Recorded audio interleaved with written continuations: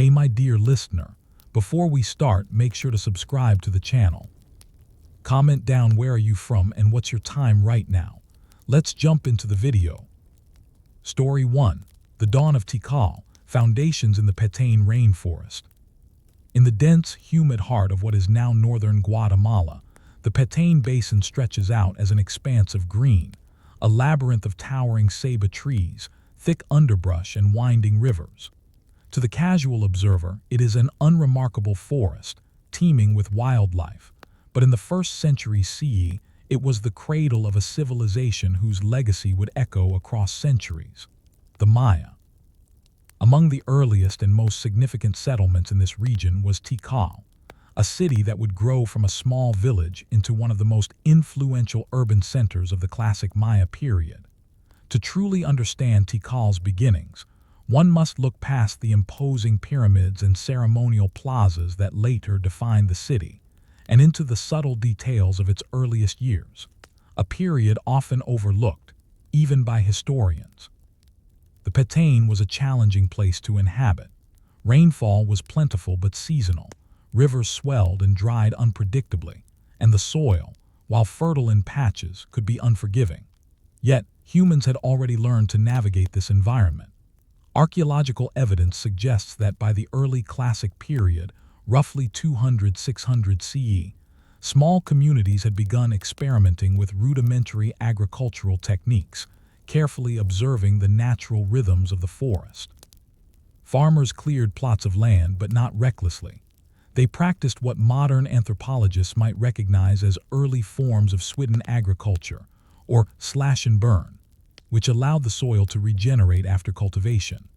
Corn, beans, and squash, the sacred triad of Maya sustenance, were planted in carefully arranged plots, ensuring that the crops complemented one another both nutritionally and agriculturally. Life at the dawn of Tikal was defined by these rhythms. Families rose before the sun, tending to their crops, constructing basic homes from perishable materials like wattle, daub, and palm thatch, and managing the water collected in small reservoirs or natural depressions in the limestone terrain. Their diet was simple but sufficient: maize, ground into flour to form tortillas or porridge; beans, often cooked into stews; squash for both seeds and flesh; and the occasional wild game or fish caught from the rivers. These were not glamorous lives. They required constant attention to detail, an intimate understanding of the environment, and resilience in the face of uncertainty. But they laid the foundation for something larger. Tikal's earliest residents were also deeply attuned to their spiritual world. Even in these nascent days, they recognized the sacredness of their surroundings. Certain trees, caves, and springs were treated as portals to the supernatural, places where the living could commune with ancestors and deities. Artifacts recovered from early layers at Tikal indicate that ritual activity was integrated into daily life. Small offerings of obsidian, pottery shards, and food placed in shallow pits, figurines representing gods or ancestors, and the occasional symbolic burn mark indicating a ceremonial act. These rituals were not grand spectacles, not yet, but they were foundational.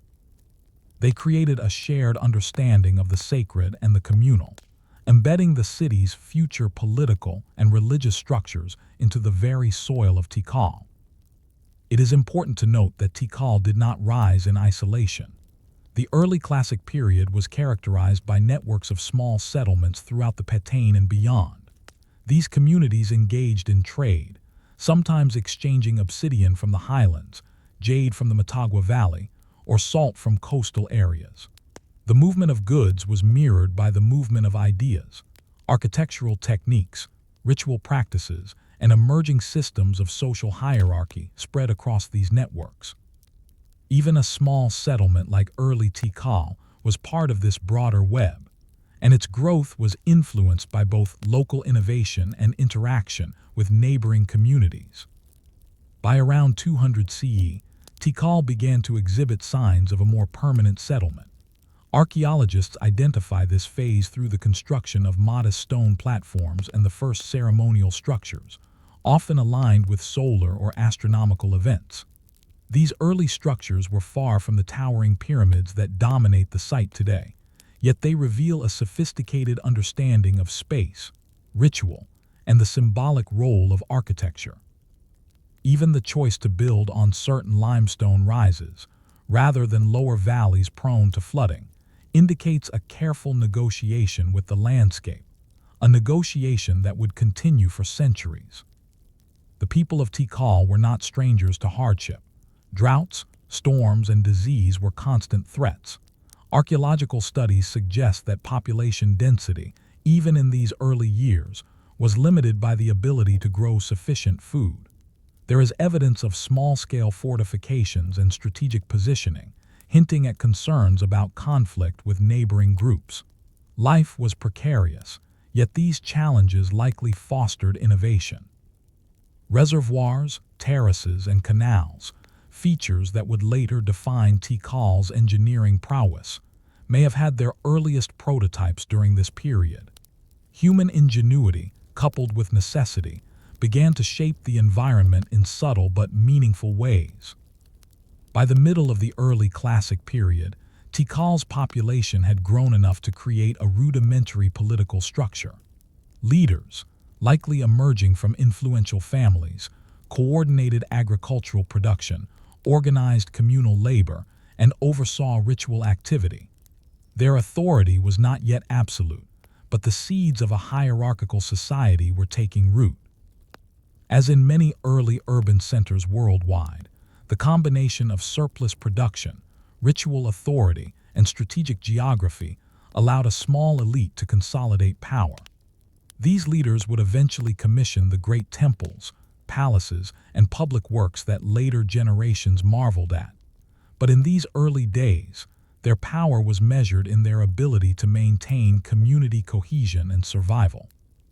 Despite the apparent simplicity of early Tikal life, the city was already a place of extraordinary complexity. Consider, for instance, the logistics of daily survival.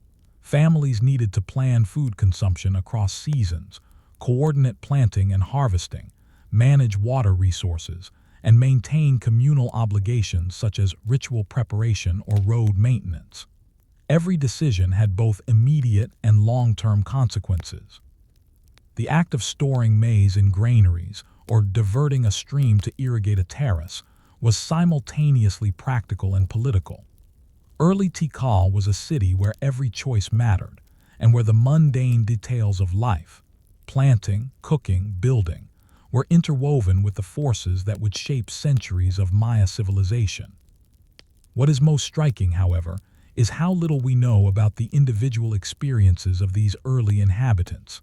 Names, stories, and personal thoughts have largely disappeared, leaving only fragments: a pottery shard, a partially collapsed platform, a solitary burial with remnants of a small offering. From these fragments, we can infer routines, social structures, and beliefs, but we are left with a haunting question.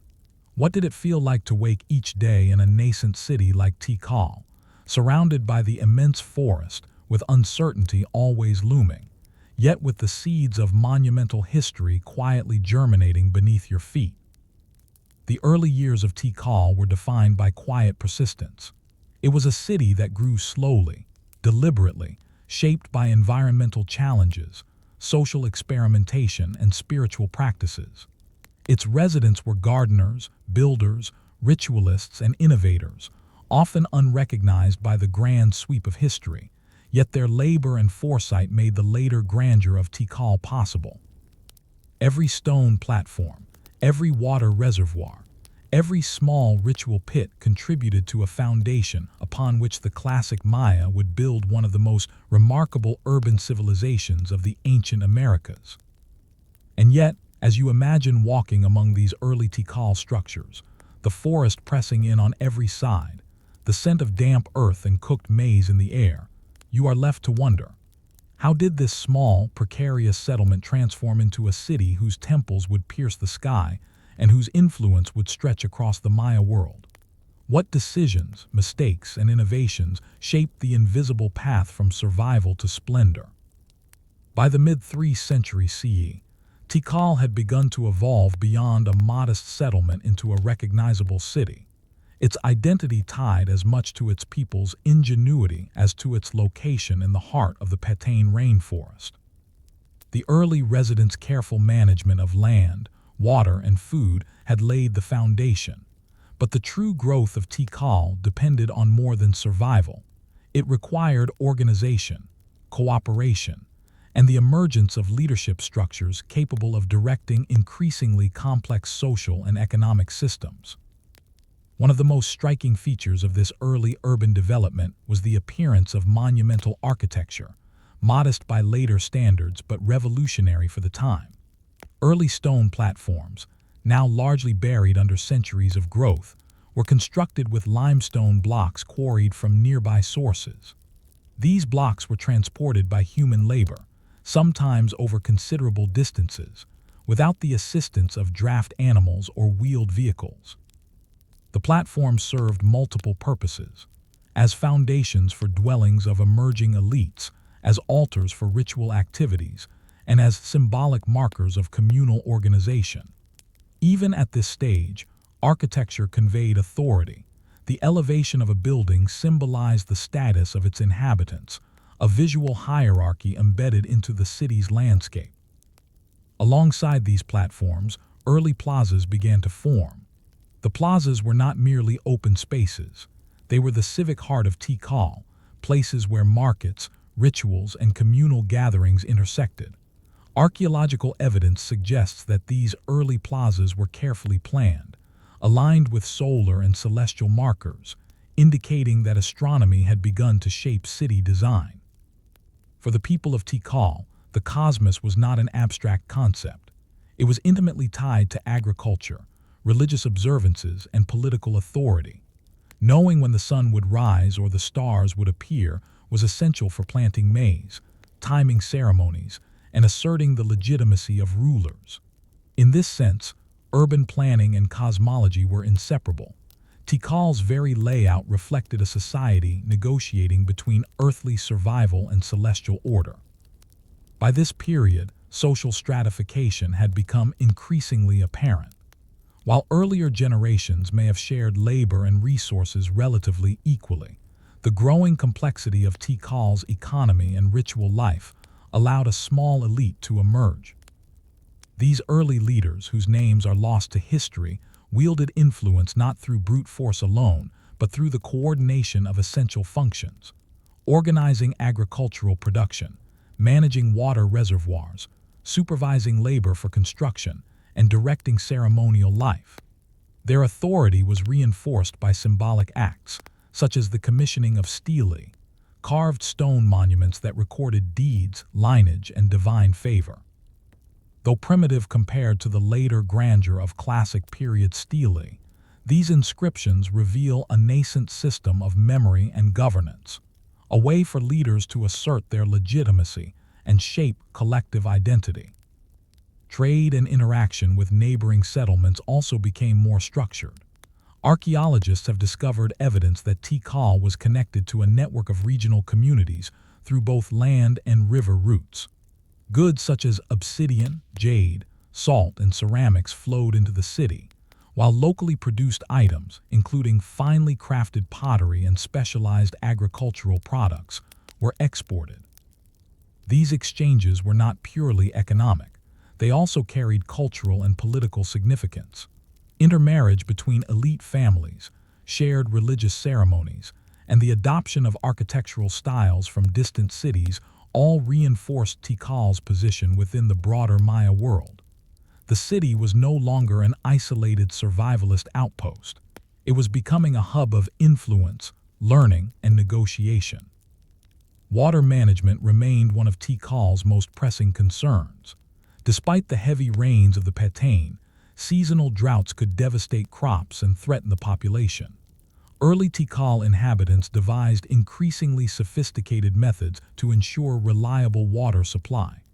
Reservoirs, canals, and terraces were constructed to capture, store, and distribute water throughout the city. These systems required coordinated labor, technical knowledge, and constant maintenance, Yet they allowed Tikal to support a growing population in an environment that might otherwise have limited urban expansion. In essence, water management was not merely practical, it was a political tool, reinforcing the authority of those who could control the lifeblood of the city. Daily life in Tikal during this phase was a mixture of routine and ritual. Most inhabitants were farmers, laborers, artisans, or ritual specialists, each with clearly defined roles. Food preparation, weaving, pottery making, and construction were daily necessities, performed with diligence and repetition. Rituals punctuated these routines, connecting the human and divine. Offerings, processions, and ceremonial gatherings were often centered around specific temples, plazas, or sacred trees. For ordinary citizens, participation in these activities reinforced social cohesion and provided a sense of continuity. Even the smallest household task, grinding maize, tending a garden, preparing an offering, was imbued with cultural and spiritual significance. One of the most intriguing aspects of early Tikal society is the presence of emergent literacy and record-keeping. While the fully developed system of Maya hieroglyphs would flourish in the Classic period, early inscriptions, pottery markings, and iconography suggest that communication through symbolic representation was already in place. These signs served practical purposes, marking ownership, commemorating events, or denoting religious offerings, but they also conveyed status and intellectual sophistication. The ability to interpret and create these symbols may have been limited to a small elite, reinforcing social hierarchies and controlling access to sacred knowledge. However, growth brought vulnerability. As the population increased and settlements expanded, competition for resources became inevitable. Conflicts, though rarely catastrophic at this stage, were part of life. Archaeological evidence indicates that early defensive structures and strategic positioning were incorporated into Tikal's design. Leaders had to balance the need for expansion with the risks of overextension, negotiating alliances and rivalries with neighboring communities. These early conflicts, subtle though they may have been, shaped political strategy and foreshadowed the complex warfare that would later dominate classic Maya history. Perhaps the most fascinating and frustrating element of this period is how much remains uncertain. Who were the first leaders of Tikal? How did early political systems develop? And what rituals were considered essential to maintain cosmic and social balance? The archaeological record offers tantalizing hints but rarely definitive answers.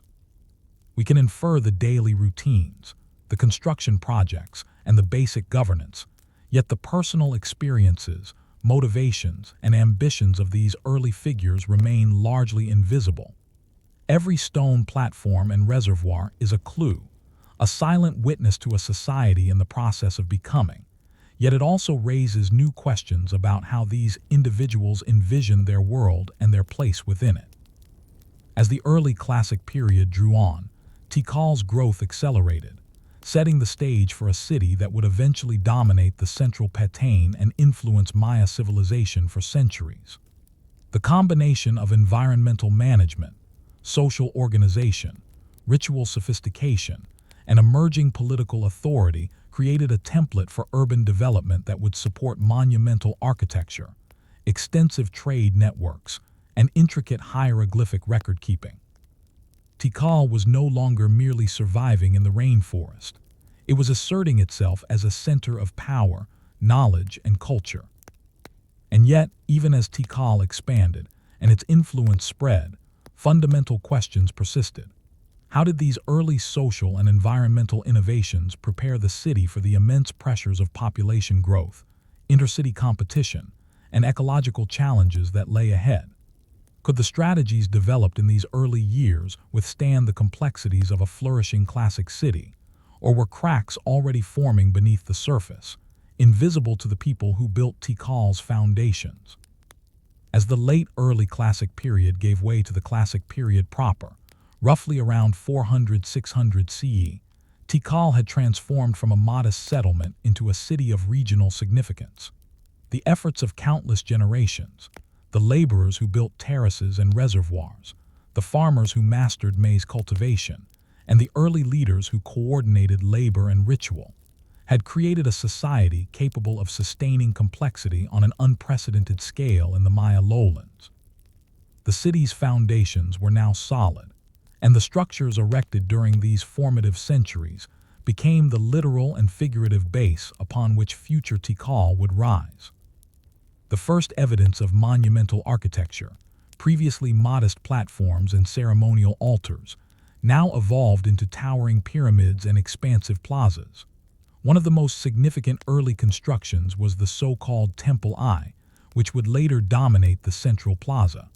Its predecessors were smaller platforms, but even these early efforts demonstrate a mastery of spatial organization, symbolism, and ceremonial purpose. Every stone laid, every stairway carefully aligned, was a reflection of a city increasingly conscious of its status, both spiritually and politically.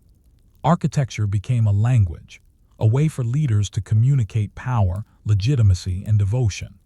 By commanding labor to build these structures, rulers not only demonstrated their authority, but also cultivated a sense of shared purpose among Tikal's citizens. Trade and diplomacy flourished alongside architectural innovation. Tikal's strategic location allowed it to control and participate in networks extending across the Maya lowlands. Ceramics, jade, obsidian, and exotic feathers flowed into the city, while surplus maize and crafted goods traveled outward. These exchanges were more than economic. They were social glue.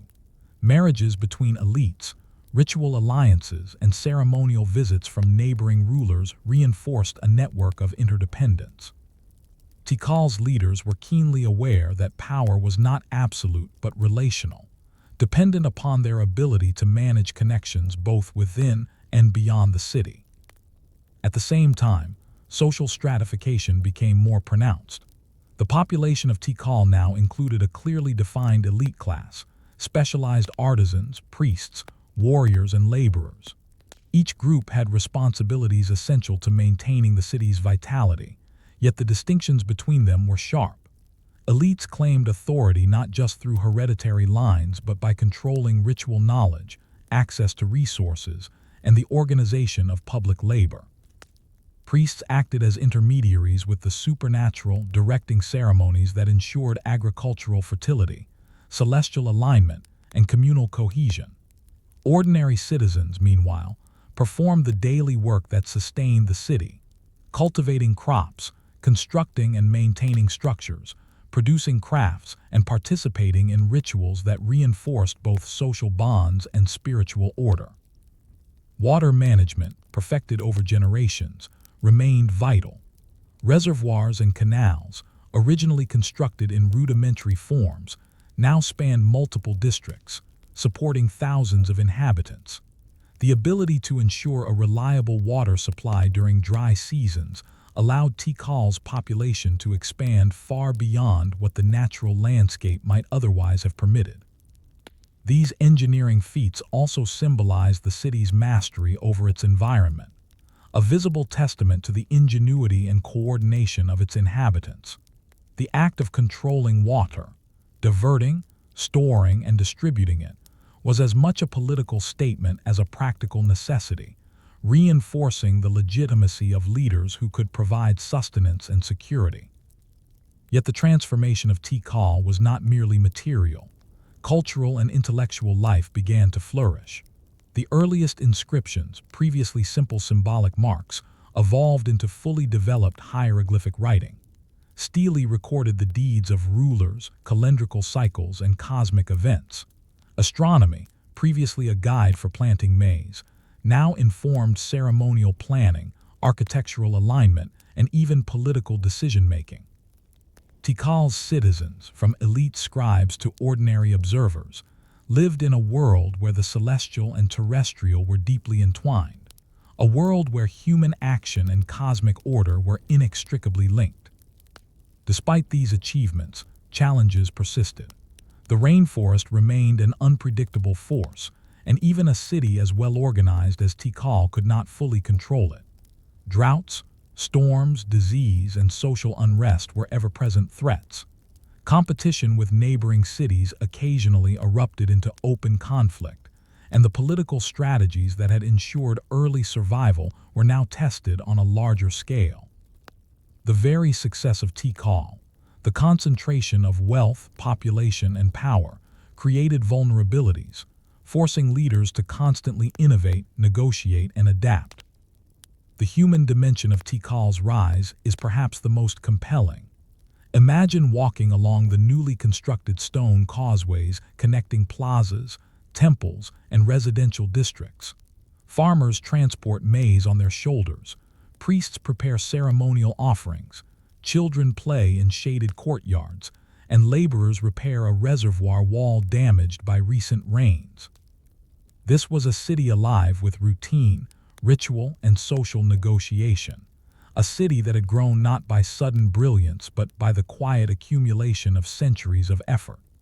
Each individual's contribution, whether monumental or mundane, was part of a complex system that sustained Tikal's emergence as a regional power. And yet, even at the height of this early success, the future remained uncertain. How would Tikal's leaders navigate the increasing pressures of intercity rivalry, environmental fluctuations, and social complexity?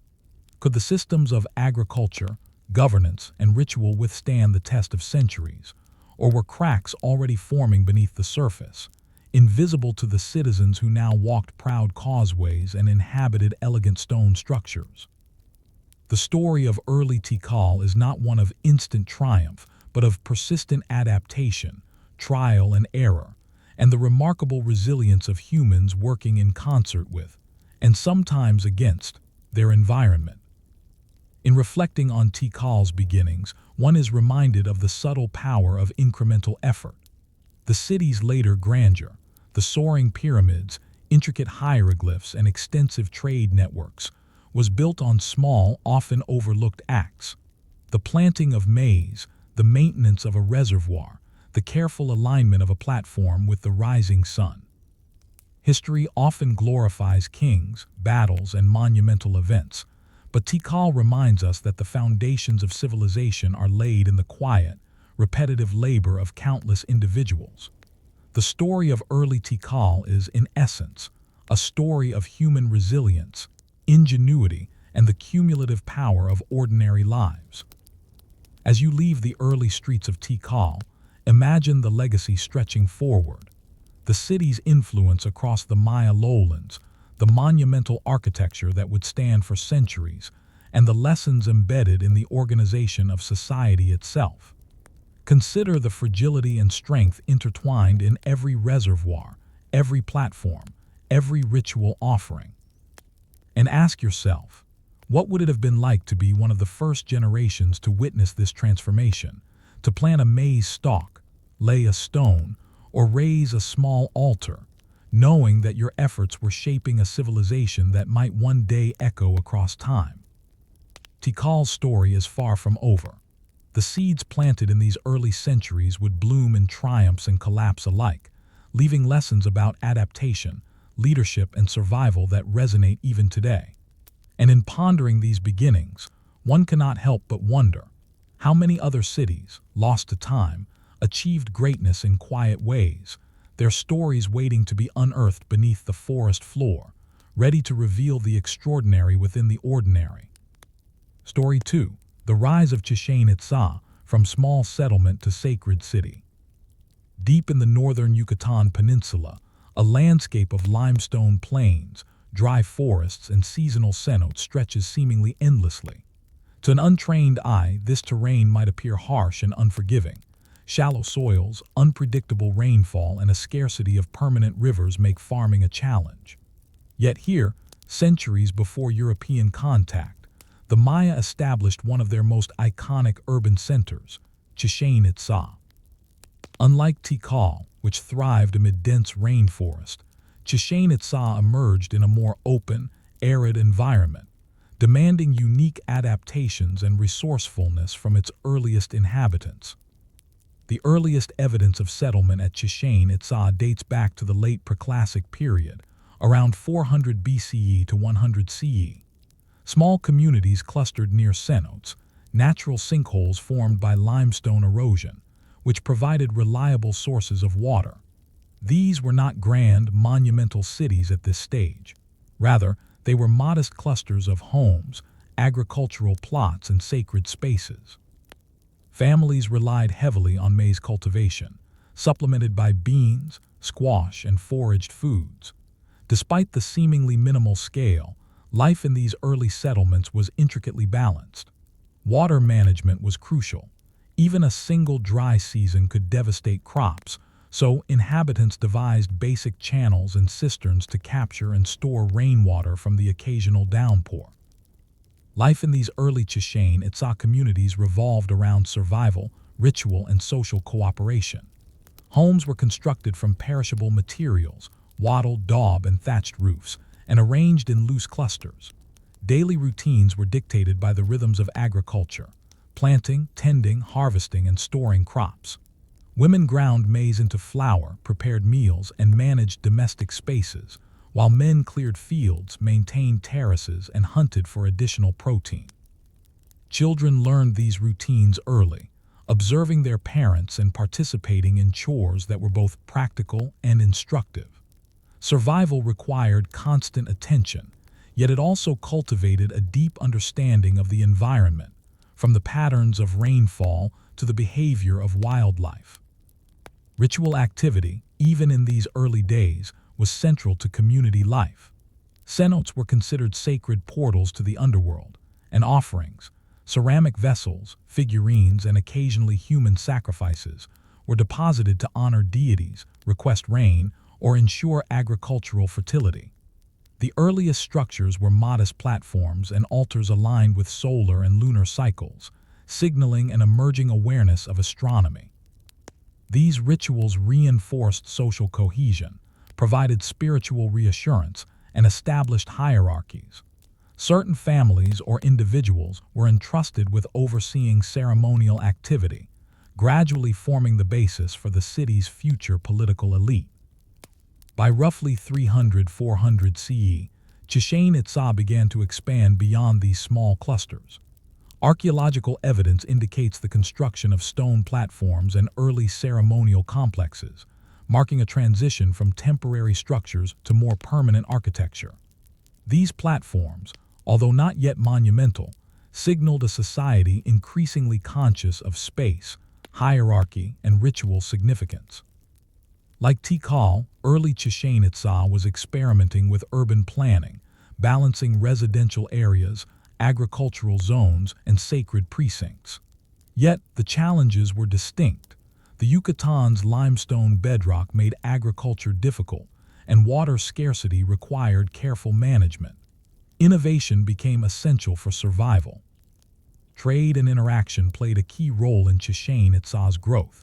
The city was connected to other Maya settlements through both land and water routes, allowing the exchange of goods such as obsidian, salt, jade, and ceramics. Trade was more than commerce. It was a conduit for ideas, technologies, and religious practices. Architectural styles, artistic motifs, and ritual knowledge flowed along these networks, shaping Chichen Itza's emerging identity.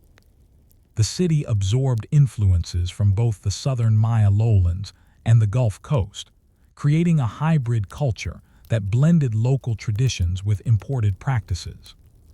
By the early Classic period, Chichen Itza's population had grown enough to necessitate more formalized leadership.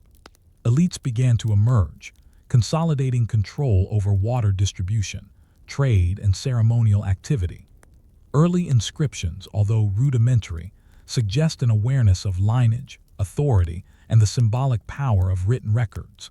Leaders were responsible not only for organizing labor, but also for maintaining the delicate balance between survival and ritual. They were intermediaries between the human and divine, tasked with ensuring agricultural success, social cohesion, and spiritual order. One of the most significant early innovations was the development of water management systems beyond the simple use of cenotes. Reservoirs, channels, and cisterns, often carved directly into limestone, allowed Chichen Itza to capture and store seasonal rainfall. These innovations were essential, enabling the city to support a growing population in a region where water scarcity could easily limit expansion. Control of water became a source of political authority. Those who could guarantee access to this vital resource were empowered to direct labor, enforce social norms, and sustain ceremonial life.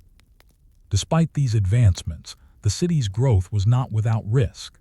The Yucatan's challenging environment meant that droughts, crop failures, and disease were constant threats. Social tensions could flare, particularly over access to land and water. Archaeological evidence suggests that early Chichen Itza leaders invested significant effort in maintaining alliances with neighboring communities, navigating both cooperation and competition. These political strategies were as important as architectural or agricultural innovation in ensuring the city's survival. Everyday life in these formative centuries remained remarkably consistent. Families continued to farm, cook, and care for children while observing rituals tied to the agricultural and celestial cycles. Artisans produced pottery and stone tools, often incorporating symbolic motifs that reflected spiritual beliefs. Even routine tasks, grinding maize, repairing a roof, maintaining a reservoir, were infused with meaning, connecting individuals to broader social and cosmic systems. The ordinary labor of daily life, performed by countless hands over generations, laid the foundation for Chichen Itza's later grandeur. And yet, for all the careful planning and adaptation, uncertainty lingered. How would Chichen Itza maintain its water supply as the population grew? Could early political structures endure the pressures of increasing social complexity? How would the city balance external influences from trade networks with its own emerging identity? The questions were not merely theoretical. The answers would determine whether Chichen Itza remained a modest regional center or evolved into one of the most influential cities in the Maya world. As you imagine walking among these early dwellings, the scent of limestone dust, cooking fires, and damp earth fills the air. Children chase one another between humble homes, women tend small gardens near their residences, and men repair reservoirs or clear new fields for maize. You can almost sense the pulse of a city in formation, a community negotiating survival, ritual, and hierarchy, unaware that it is on the cusp of greatness. Chichen Itza's early centuries are a story of adaptation, resilience, and ingenuity. The city's success was not preordained. It was achieved through meticulous attention to environment, labor, and ritual. Each small decision, where to dig a cistern, how to align a platform with the sun, whom to include in a ceremonial procession, had consequences that would ripple through generations. And in the midst of these ordinary acts, something extraordinary was being quietly built, a city destined to leave an indelible mark on history. Even as these first generations labored, the ultimate trajectory of Chichen Itza remained unknown. How would the city reconcile environmental challenges with the ambitions of its leaders? Which innovations would endure and which would fail? What forces, both natural and human, would shape its path toward sacred prominence? These questions linger, offering a tantalizing glimpse of a city in its formative years, poised between survival and destiny. By the 6th and 7th centuries CE, Chichen Itza had moved decisively beyond its modest beginnings.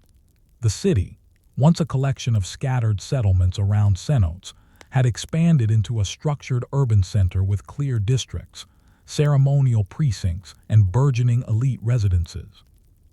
Its growth was both physical and social.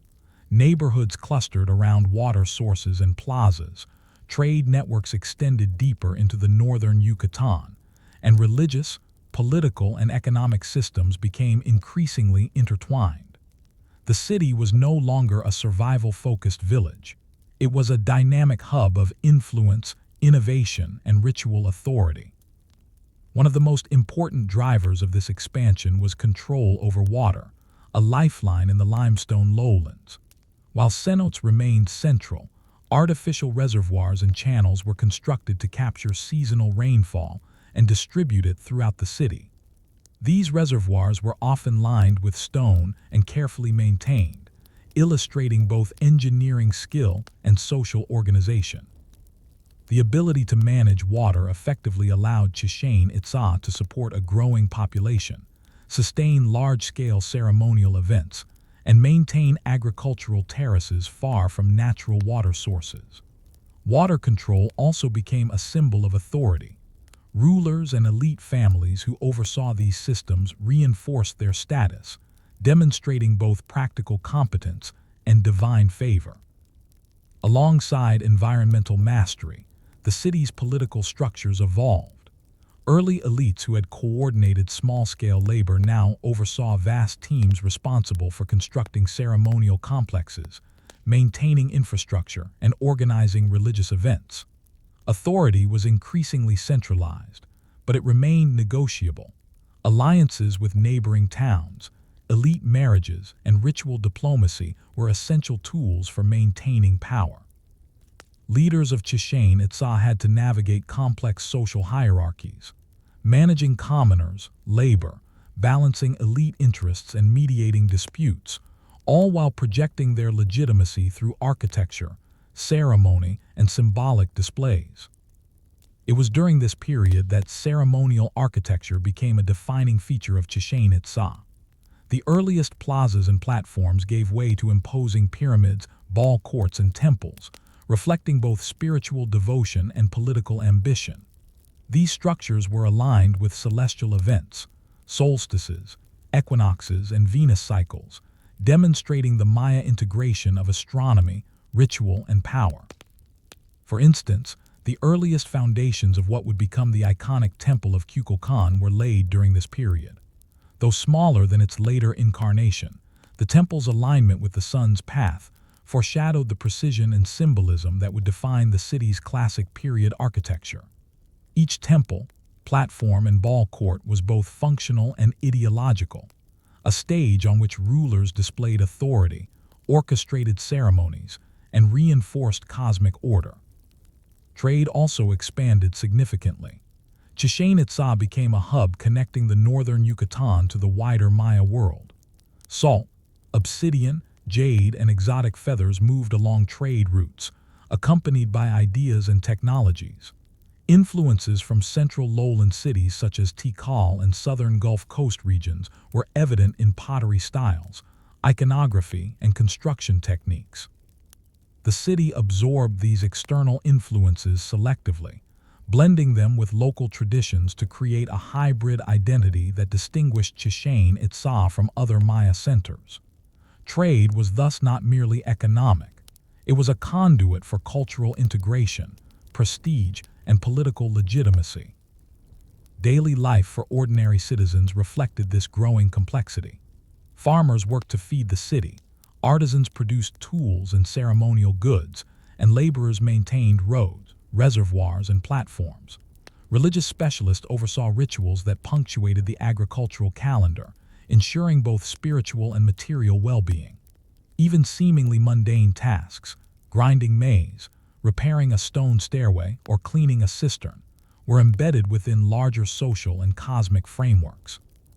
The interdependence of labor, ritual, and governance was profound. Each individual's daily effort contributed to the functioning and prestige of the city as a whole. Social stratification became increasingly pronounced during this phase. Elites lived in larger stone structures near plazas and ceremonial centers, with access to luxury goods, specialized diets, and exclusive rituals. Commoners occupied smaller, more modest dwellings, often on the periphery of urban clusters.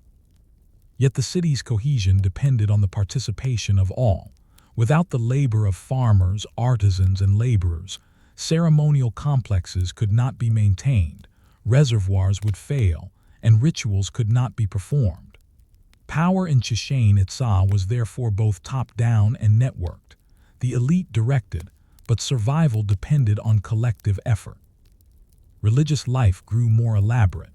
Rituals involving offerings to the cenotes, ball games symbolizing cosmic struggle, and public ceremonies in plazas reinforced social hierarchies and spiritual legitimacy. Temples and platforms were aligned not only for aesthetics but also for ideological purposes. Observing the sun cast a shadow along a stairway, or noting the appearance of Venus at dawn, confirmed the divine favor of rulers and validated the social order.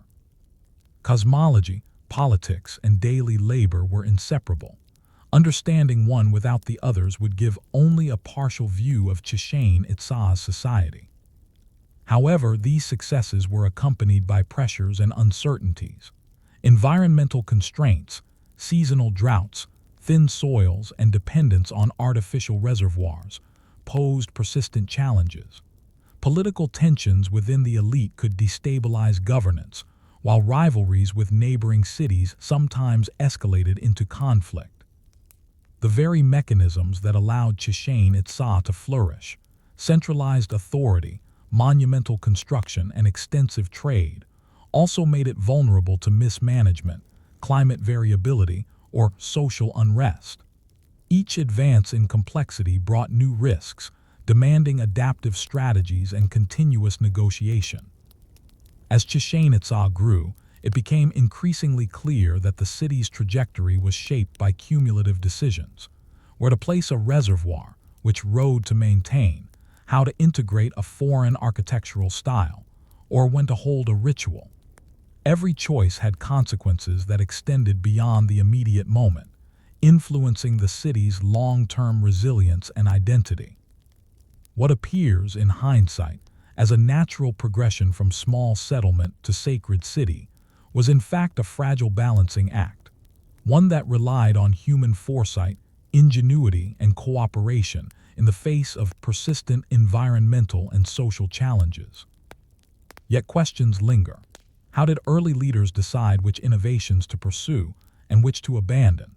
How did ordinary citizens perceive the growing authority of elites and the increasingly monumental cityscape? Which strategies would prove sustainable and which might sow the seeds of future instability? These unresolved issues remind us that the story of Chichen Itza's rise is not simply a tale of triumph. It is a narrative of constant negotiation between ambition, environment, and survival. By the end of this phase, Chichen Itza had transformed from a small, scattered community into a structured city capable of supporting sophisticated ritual, trade, and governance. Its foundations, careful water management, strategic alliances, and the integration of ritual into daily life, set the stage for the city's ultimate emergence as one of the most iconic centers of the Maya world. Yet even as monumental architecture began to define its skyline, the city's long-term future remained uncertain, dependent on both human ingenuity and the unpredictable forces of nature. As you walk along early Chichen Itza's stone causeways, observing the first ceremonial complexes and listening to the distant splash of Senate waters, it is impossible not to wonder which innovations, decisions, and small acts of labor would define the city's destiny. How would Chichen Itza balance growth, ritual, and survival as pressures increased? And most intriguingly, how would this northern city eventually rival the great southern centers like Tikal, asserting its presence across the Maya world? By the 8th century CE, Chichen Itza had transformed into a city of remarkable scale and influence. The scattered clusters of early settlements had given way to a densely organized urban center, where plazas, pyramids, and ceremonial platforms reflected both spiritual devotion and political authority. The city had become more than a place of survival.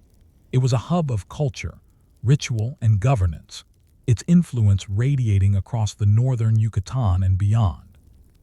The success of Chichen Itza lay in its careful integration of environment, society, and ritual, a delicate balance achieved over centuries of persistent adaptation. At the heart of the city were its ceremonial complexes, which had grown in both scale and sophistication. The Temple of Kukulkan, also known as El Castillo, became the central focus of religious and civic life. Its precise alignment with solar events, such as the equinoxes, allowed shadows to cast a serpent-like image along its stairways, symbolically linking the ruler, the cosmos, and the divine serpent deity.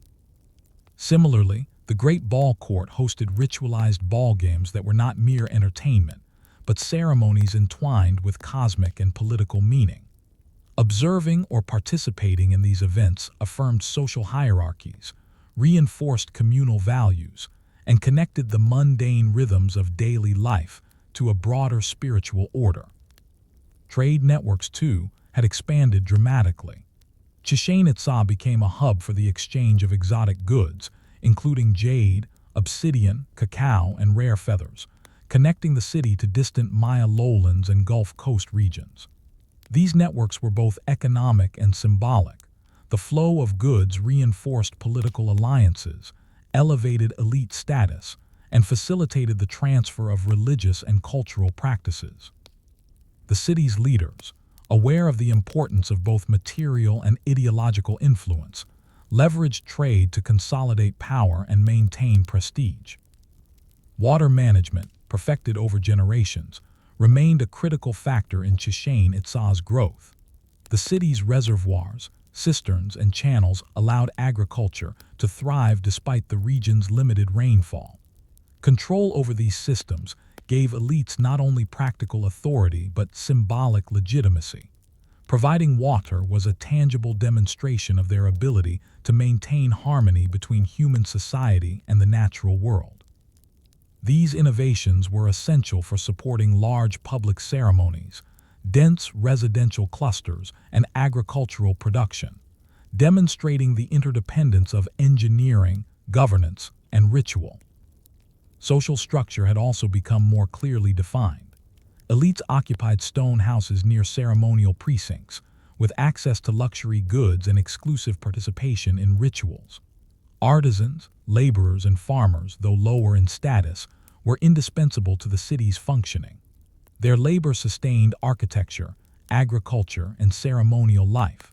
Every individual, from the ruler to the common farmer, contributed to a network of interdependence that was both social and cosmic.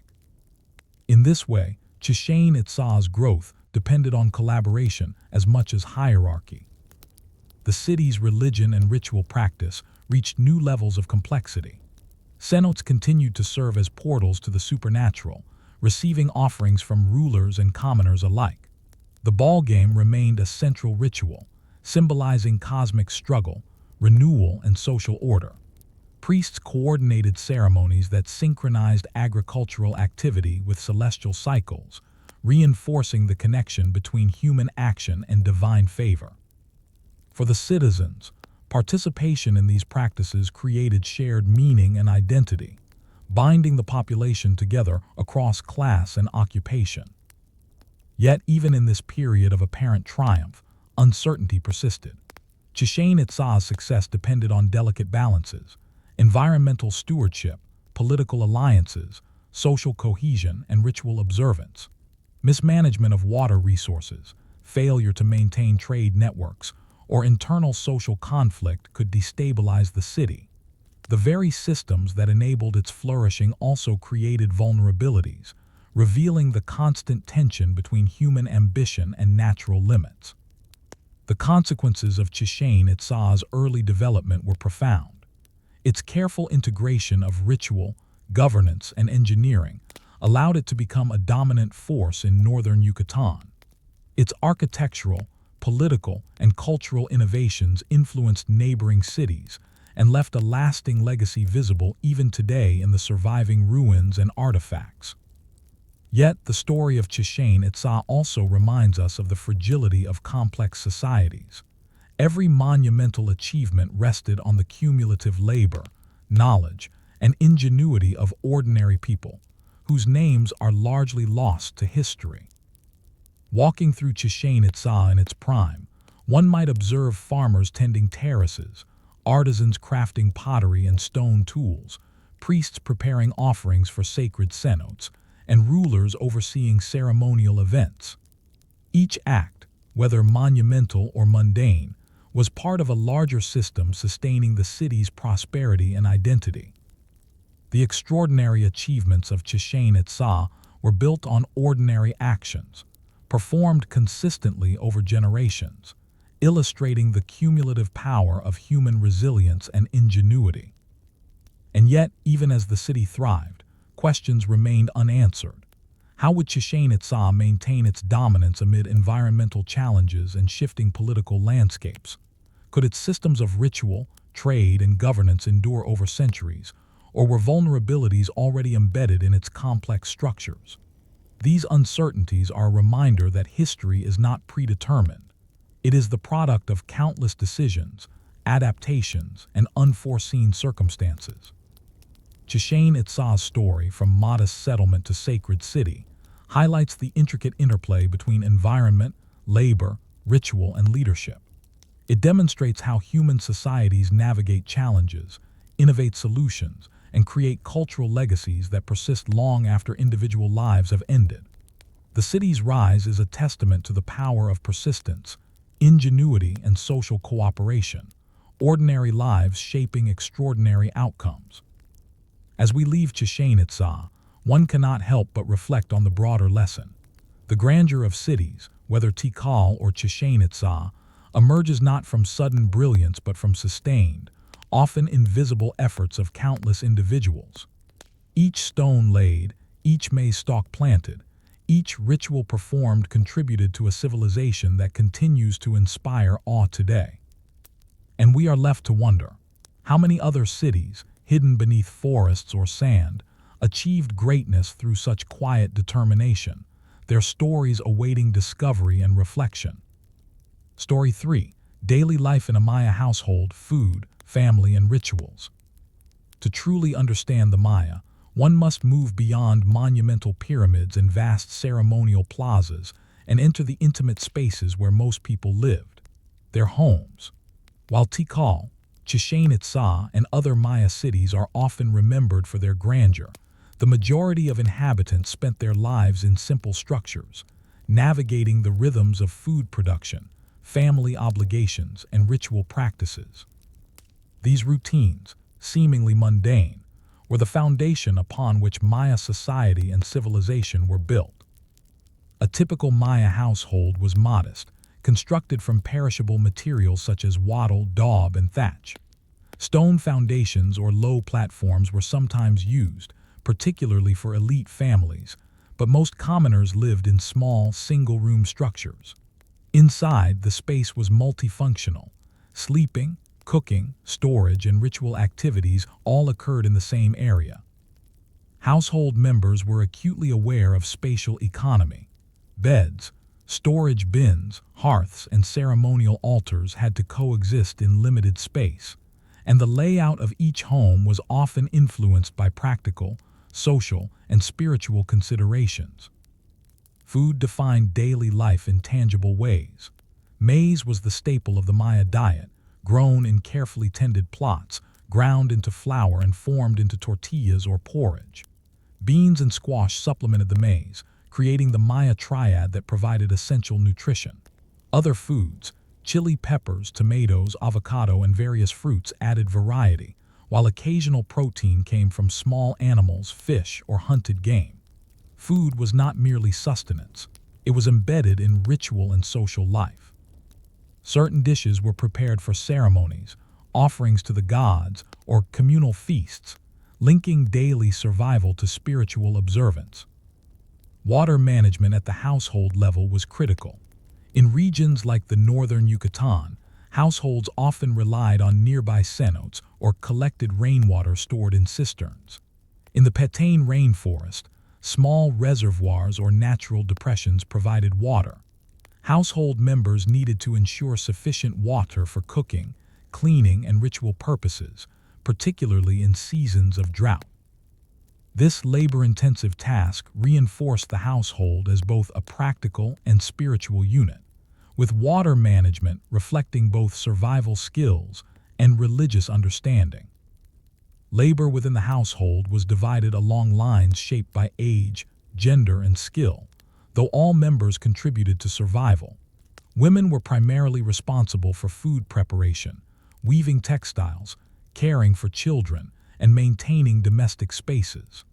Grinding maize on stone metates required strength and stamina, and cooking over open hearths demanded constant attention to fire management and safety. Men engaged in agriculture, hunting, fishing, or construction projects, depending on the season and household needs. Children learned essential skills from a young age, participating in chores and rituals that prepared them for adult responsibilities. Labor was thus not only practical but pedagogical, passing knowledge across generations. Rituals were central to household life. Most homes contained small altars or sacred spaces where offerings could be made to ancestors, household deities, or natural spirits. These rituals were intimate, often conducted daily, and linked the domestic sphere to broader social and spiritual systems. A small clay figurine, a bowl of maize, or a sprinkling of water could serve as a focal point for devotion, reinforcing the household's connection to cosmic order. Participation in these rituals established personal piety, social cohesion, and continuity across generations, even in the absence of monumental temples. The production of material goods also occupied significant household time. Women spun and wove fibers into textiles, while men and older children crafted tools, pottery, or implements for farming. Pottery, in particular, had multiple roles. It was practical for cooking and storage, symbolic for ritual use, and sometimes a medium of artistic expression. Even everyday objects could carry cultural meaning, such as the design of a water jar or the decoration on a bowl, reflecting beliefs, identity, and aesthetic sensibilities. Households were not isolated. They interacted constantly with neighbors and extended kin networks. Shared labor, reciprocal obligations, and communal ceremonies reinforced social bonds and created interdependent networks. Villages and urban neighborhoods were clusters of these households, each performing specialized roles that contributed to the functioning of the larger community. Markets provided access to trade goods, fostering exchange and interconnection, while also offering opportunities for social interaction beyond immediate kin. Despite the rhythm and predictability of daily life, Maya households faced persistent uncertainties. Crop failure, drought, disease, or conflict could threaten survival. Families had to adapt, ration resources, or rely on extended kin for support. These challenges required not only practical skill but resilience and ingenuity. Ordinary decisions, whether to plant a particular crop, repair a cistern, or offer a ritual sacrifice, had consequences for both survival and social standing, revealing the delicate balance between daily labor and larger societal systems. Education and knowledge transfer occurred primarily within the household. Children observed and imitated adults, learning agricultural techniques, crafting skills, ritual protocols, and social norms. This informal education ensured the continuity of cultural practices and practical knowledge. While monumental architecture and written records often capture the attention of historians, the survival and transmission of Maya culture depended on these quiet acts of observation, repetition, and instruction within the domestic sphere. Even modest households maintained a sense of identity and cosmology. Orientation of homes, placement of hearths, and arrangement of altars often reflected spiritual beliefs and ritual observances. A hearth might align with solar cycles, or a sacred object might face a nearby center. These domestic practices embedded cosmic order into everyday life, demonstrating the interplay between the mundane and the sacred. Ordinary labor, therefore, was not separate from ideology. It was the medium through which culture, spirituality, and social cohesion were expressed. One striking aspect of household life is how ordinary acts, cooking, weaving, planting, repairing, accumulated over time into societal stability. Without these repeated daily practices, monumental temples, trade networks, and political structures could not have been maintained. The Maya civilization, grand and enduring, rested on these countless small efforts, performed consistently over generations. This emphasizes a central truth. The extraordinary achievements of Maya cities were inseparable from the ordinary lives of their people. And yet much about household life remains invisible. Names, personal stories, and inner thoughts of Maya citizens rarely survive the centuries. Archaeologists reconstruct daily routines from tools, hearths, and artifacts, but the lived experience, the sensory world, the relationships, the emotions, can only be inferred.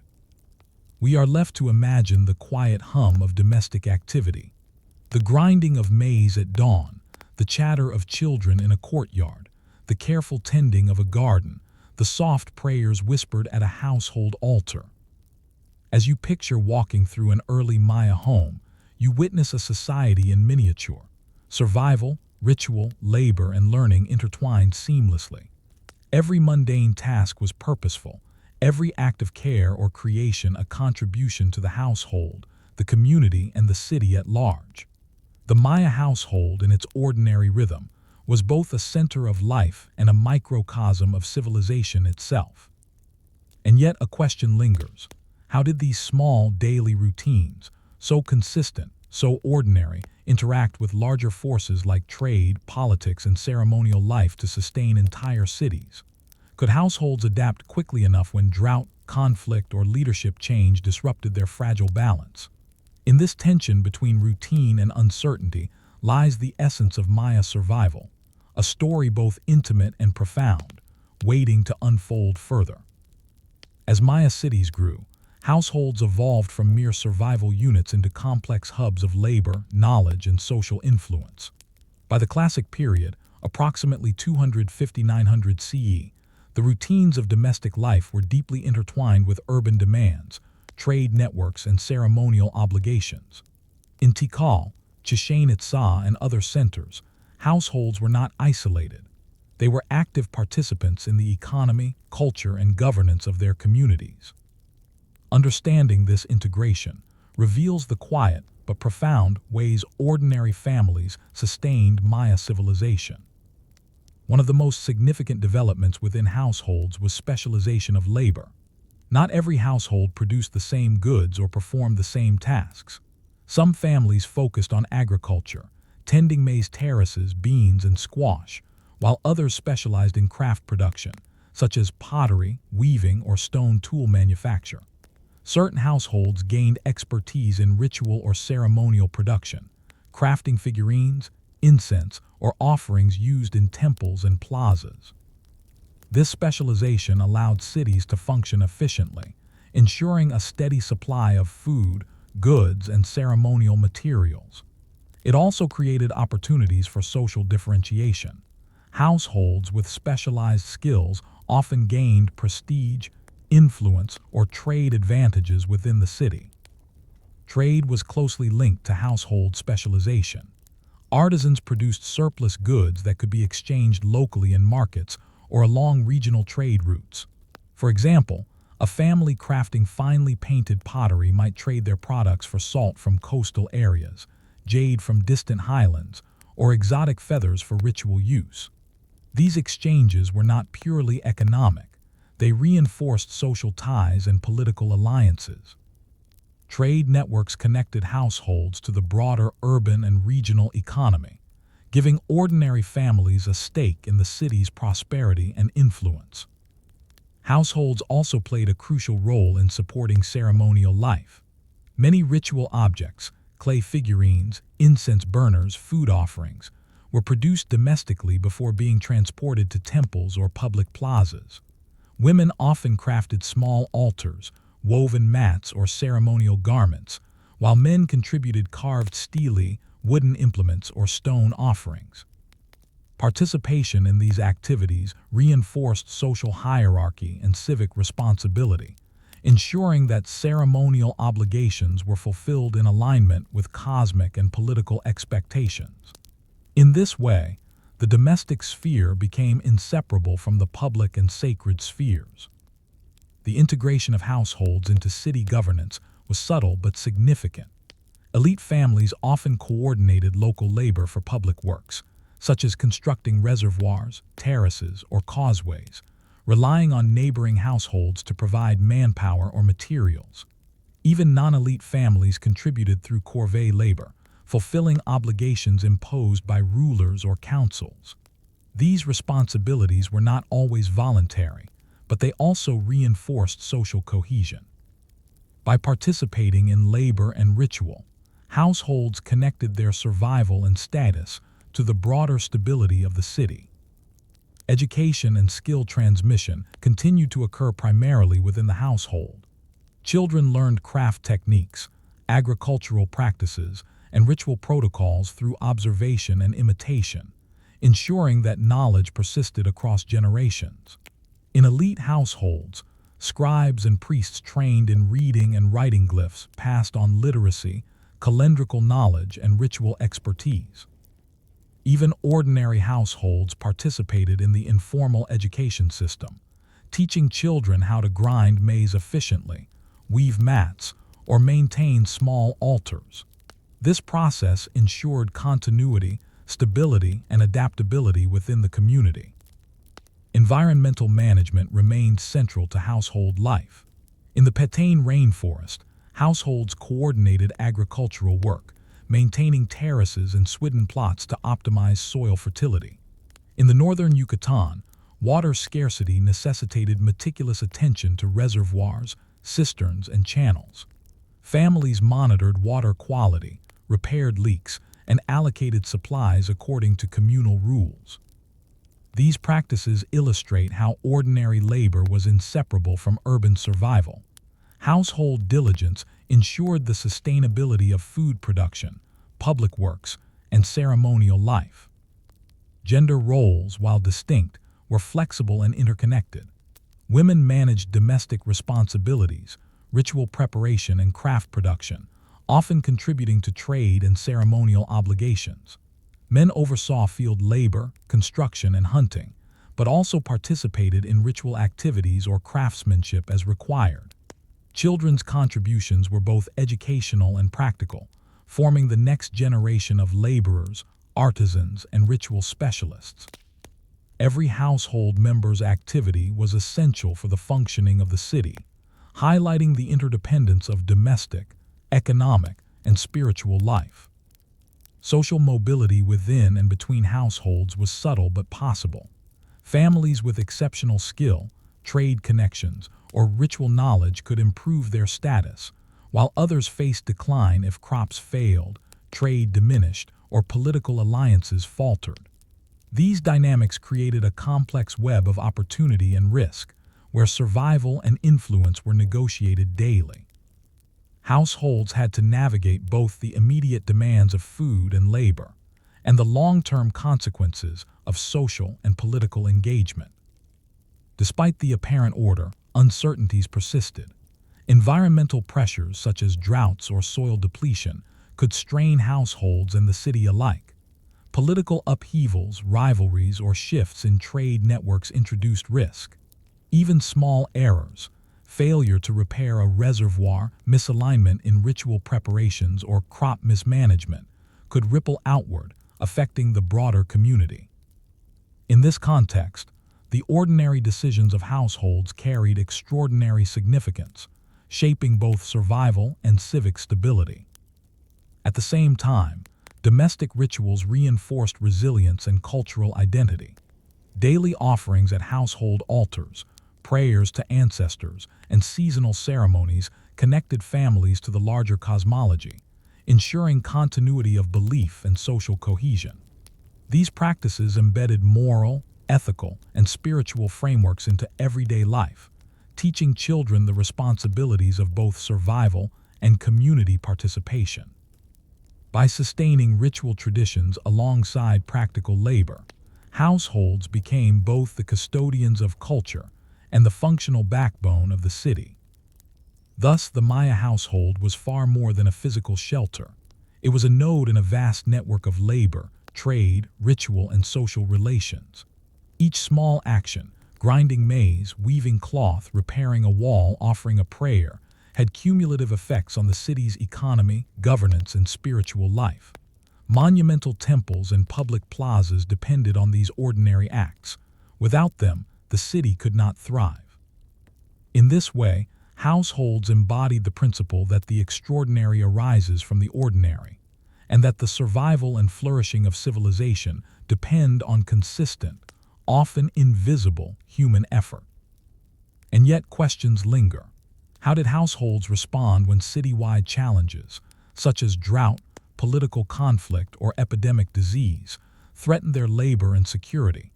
How much autonomy did individual families retain in making decisions about work, ritual, or trade? Could households innovate and adapt independently, or were they always constrained by elite authority and communal obligations?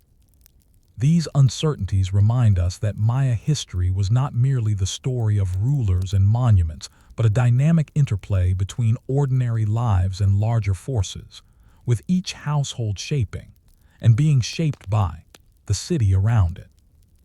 As the classic period progressed, roughly 600–900 CE, Maya households were not just the sites of daily survival.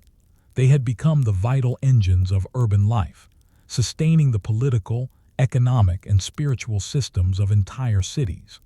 Their routines, once private and localized, now connected directly to city-wide governance, ceremonial cycles, and regional trade networks. Understanding these households reveals the subtle power of ordinary lives in shaping the trajectory of Maya civilization. Households were deeply integrated into city infrastructure. Families coordinated labor for public works such as maintaining reservoirs, repairing causeways, and constructing terraces or platforms.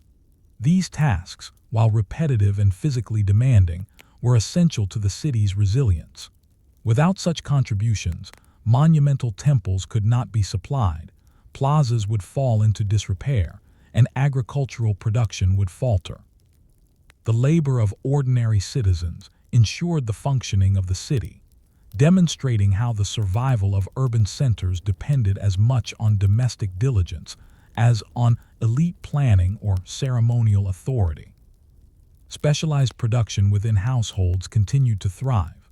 Artisans crafted pottery, tools, textiles, and ritual objects that were distributed locally or traded regionally. Even minor items, a simple clay bowl or a woven mat, held significance, whether as a tool, an offering, or a trade good. Households that excelled in craft production could gain social prestige, enhancing both the family's influence and the city's cultural richness. Trade allowed families to connect to broader networks, exchanging goods for salt, jade, obsidian, or feathers, and establishing relationships that reinforced political and social cohesion. The spiritual and ritual role of households remained central. Daily offerings at small altars, prayers to ancestors, and observances tied to agricultural cycles linked the domestic sphere to both citywide ceremonial life and cosmic order. During significant events, such as planting festivals or eclipses, household contributions supported larger rituals conducted in plazas and temples. These acts reinforced a sense of belonging, responsibility, and shared purpose. Ritual practice was thus both a personal duty and a civic act, embedding households in the larger moral and cosmological framework of the city. Maya households also demonstrated remarkable adaptability and resilience in the face of challenges. Environmental stressors, drought, crop failure, and seasonal flooding, required households to innovate. Families might alter crop cycles, repair reservoirs more frequently, or engage in trade to compensate for shortages. Social crises, including political shifts or intercity conflict, necessitated negotiation and cooperation among households and with elites. Even when external pressures threatened city stability, the accumulated knowledge, skills, and coordination of households often sustained urban life, allowing cities like Tikal and Chichen Itza to endure for centuries. Education and knowledge transfer within households ensured continuity. Children learned essential skills, agricultural techniques, and ritual observances by participating in daily work and ceremonial activities. Elite families trained scribes and priests, ensuring literacy and calendrical expertise persisted, while ordinary families taught practical skills critical for survival. This intergenerational transmission preserved both cultural identity and the functional capacity of the city, demonstrating how households were the vessels of both memory and innovation. Social organization within households reflected broader patterns of Maya society. While gender roles were generally defined, women managing domestic, ritual, and craft duties, men overseeing fieldwork, construction, or hunting, the daily reality required flexibility. Crisis situations demanded collective problem solving, and households had to adapt labor according to immediate needs. Children and elders contributed where possible, blurring strict divisions of responsibility. This flexibility highlights the dynamic nature of Maya social organization. Even within structured hierarchies, adaptation was essential for survival. Households were also critical nodes in political and economic networks. Elite families often coordinated labor or ceremonial contributions across neighborhoods, while ordinary households supplied manpower, resources, and ritual offerings. Participation in these networks reinforced obligations, loyalty, and social cohesion. Households, by engaging in labor, trade, and ritual, became active agents in shaping the city's trajectory, influencing political stability, economic prosperity, and cultural vitality.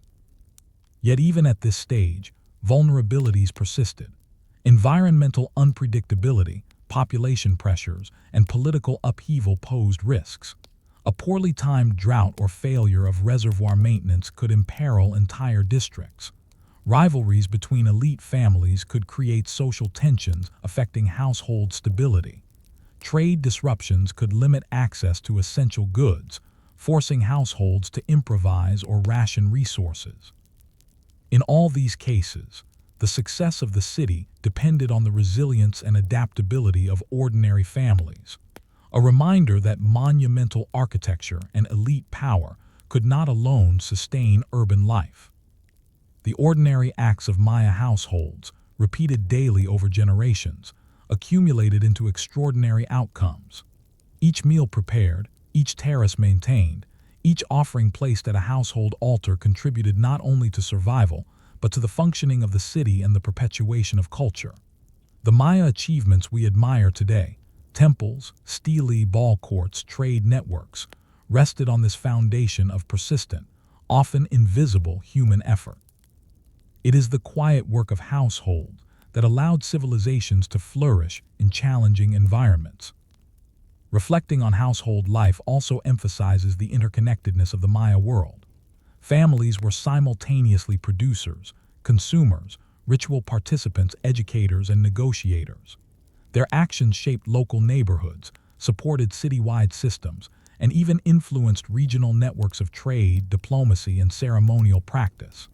In this sense, the Maya household was not a peripheral unit. It was central to the survival, growth, and legacy of civilization. As we imagine walking through a Maya home, the textures of daily life come alive.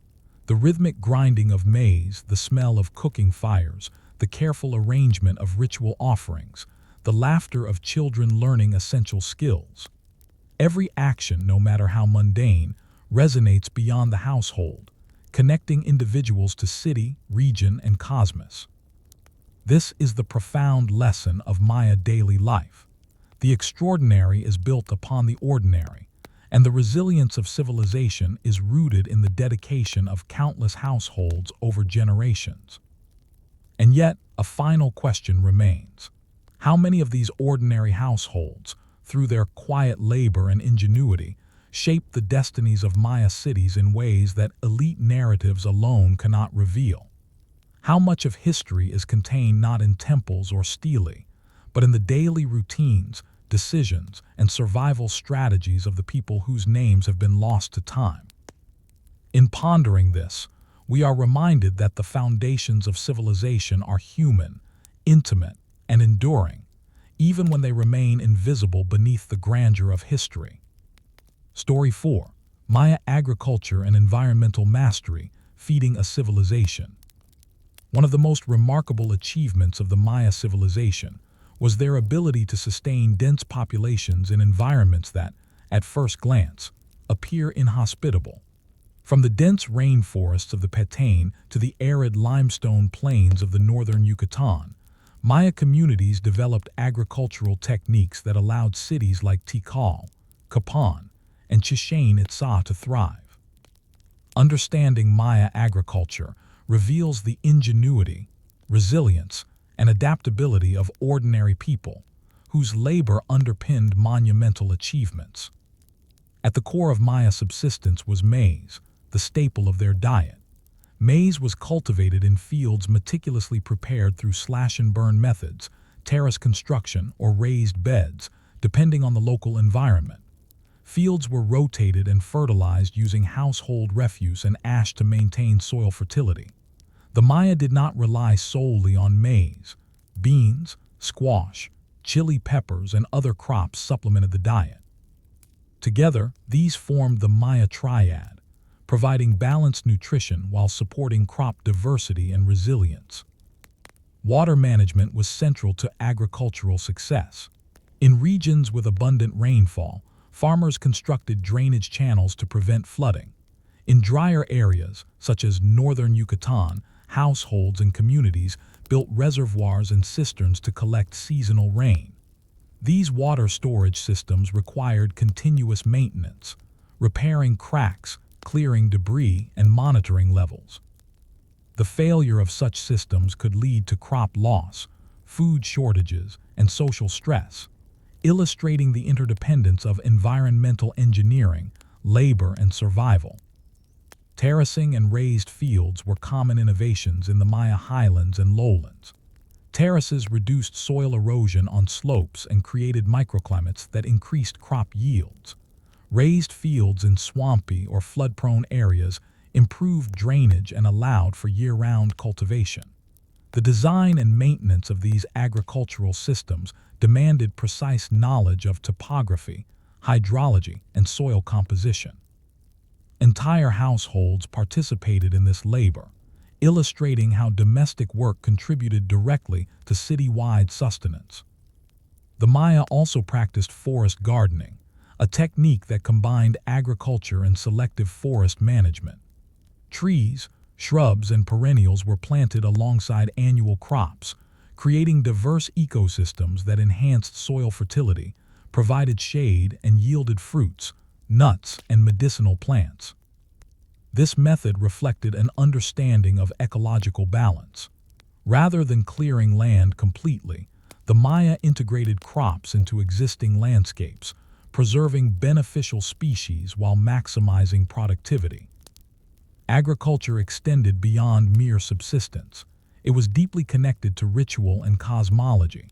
The timing of planting and harvesting was often guided by celestial observations, such as the solstices, equinoxes, or the appearance of Venus. Offerings of maize, beans, or other crops were made to deities or ancestors to ensure fertility and successful harvests. Agricultural labor, therefore, was both practical and sacred, connecting the human, environmental, and spiritual realms in a continuous cycle.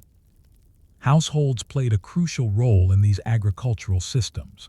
Families worked together to plant, tend, and harvest crops, often coordinating with neighboring households for larger communal efforts. Labor was seasonal and cyclical, clearing fields and planting during the rainy season, tending crops throughout growth, and harvesting before the onset of dry periods. Women processed maize into flour, prepared food, and maintained domestic storage, while men managed irrigation, field construction, and sometimes hunting to supplement diets. Children contributed from an early age, learning essential skills while assisting with planting or tending small plots. Every act, however ordinary, was part of a network that sustained both the household and the city. In addition to labor, households contributed knowledge to agricultural innovation. Techniques for crop rotation, soil improvement, and pest management were transmitted orally across generations. Elders shared observations about rainfall patterns, plant behavior, and microclimates, while younger members experimented with new planting strategies. This combination of inherited wisdom and adaptive experimentation allowed the Maya to refine their agricultural systems over centuries. Trade and surplus production were intertwined with agriculture. Families producing more than their immediate needs could exchange excess maize, beans, or squash for salt, jade, pottery, or exotic feathers. This not only enhanced household survival, but also reinforced citywide economic networks. Surplus allowed elites to sponsor monumental construction and ceremonial events, further linking domestic agricultural work to the broader political and cultural life of the city. Even with these innovations, Maya agriculture faced constant challenges.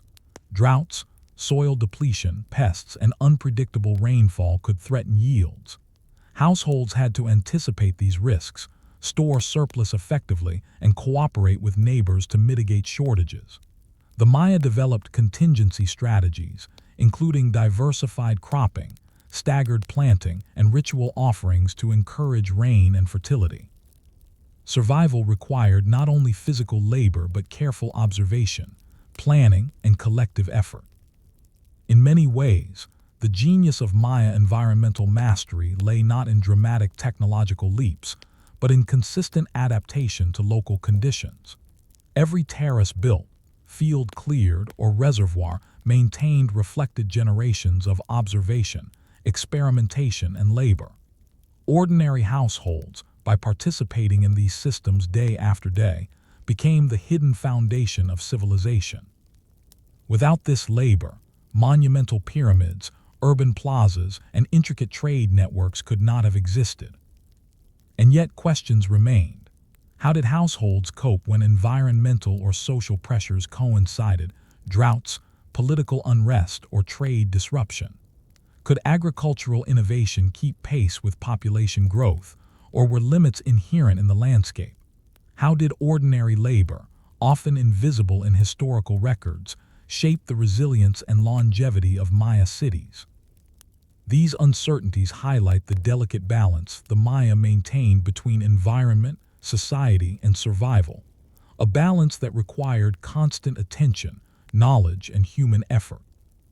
As you imagine walking through a Maya field or terrace, the rhythm of life becomes tangible. The soft rustle of maize leaves, the scraping of stone hoes against earth, the careful irrigation of raised beds, and the whisper of prayers to ensure fertility. Each action, repeated across countless households and generations, was part of a vast network sustaining city, culture, and civilization. The extraordinary achievements of the Maya, from Tikal to Chichen Itza, rested on these ordinary, disciplined, and resilient acts of agricultural mastery. By the Classic period, roughly 600–900 CE, Maya agriculture had evolved into a sophisticated system capable of sustaining dense urban populations while adapting to a variety of environmental conditions. The achievements of ordinary households, combined with communal labor and elite oversight, allowed cities like Tikal, Kapan, and Uxmal to flourish in regions that might otherwise have limited human settlement. Understanding these techniques highlights the ingenuity and foresight that underpinned Maya survival. One of the most remarkable innovations was the development of raised fields, particularly in seasonally flooded areas and swampy lowlands. These fields were carefully elevated above waterlogged soil, improving drainage and reducing crop loss. Trenches surrounding the raised beds collected water and silt, which could be used as natural fertilizer, enhancing soil fertility and yield.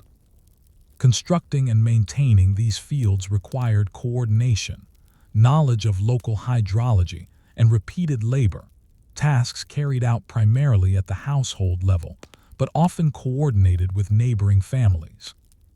In the highlands and hilly regions, terracing was widely employed. Terraces reduced soil erosion on slopes, retained water, and created microclimates suitable for diverse crops. By carving level platforms into hillsides, the Maya could cultivate maize, beans, squash, and other crops on terrain that would otherwise have been marginal. Household labor was central to this system.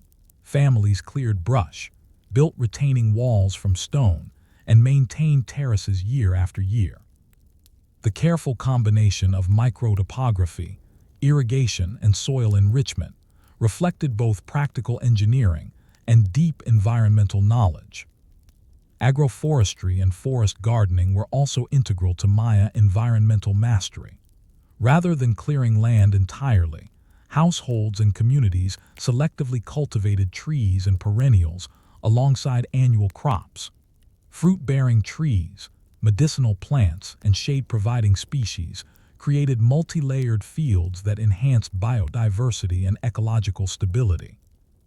These systems reduced soil depletion, encouraged pollination, and provided households with diversified resources for food, medicine, and ritual use.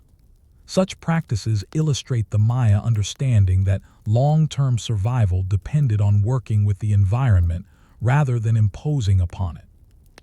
Water management remained central to agricultural success. In areas with unpredictable rainfall, households coordinated to maintain cisterns, reservoirs, and canals. Reservoirs were often carved into bedrock and lined with stone to prevent seepage, while canals channeled seasonal rain to fields or storage areas. Maintenance required ongoing labor, clearing debris, repairing cracks, and ensuring equitable distribution. Access to water was also a source of social authority. Households controlling water systems gained prestige and influence, while communities depended on cooperative management to survive dry seasons. The Maya were also attentive to crop rotation and soil fertility. Fields were not left bare, fallow periods were carefully timed, and organic matter, including ash, composted refuse, and green manure, was used to enrich soil. Planting diverse crops in the same field helped prevent nutrient depletion and reduced vulnerability to pests.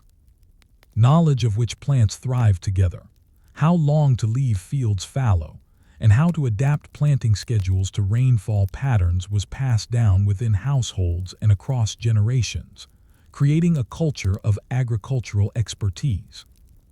Despite these innovations, Maya agriculture faced constant challenges.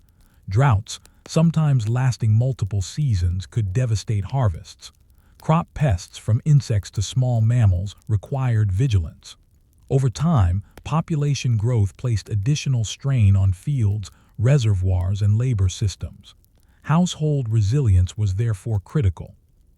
Families developed strategies to cope with scarcity, storing surplus, exchanging goods through trade, supplementing diets with foraged foods, or coordinating labor with neighbors for emergency harvests.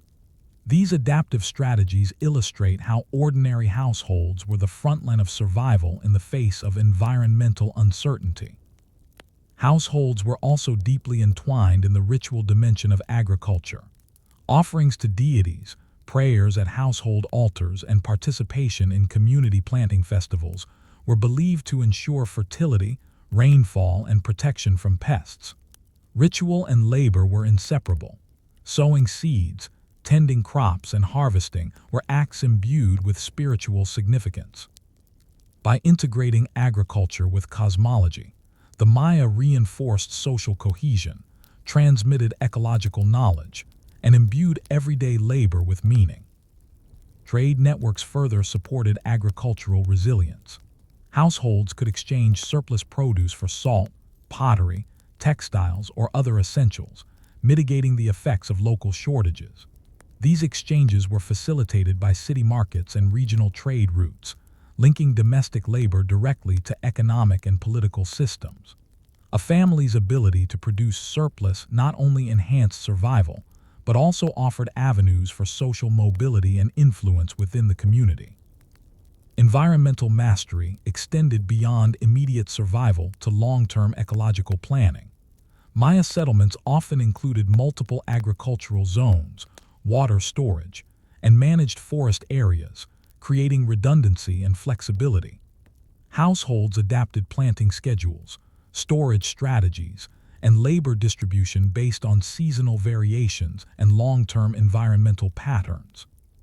By observing soil fertility, rainfall, and microclimates, families contributed to an urban system that could withstand natural variability over decades. Yet uncertainties persisted. How much could households buffer against extended droughts, political disruption, or trade interruptions? Could the labor and knowledge accumulated over generations sustain larger and more complex populations indefinitely?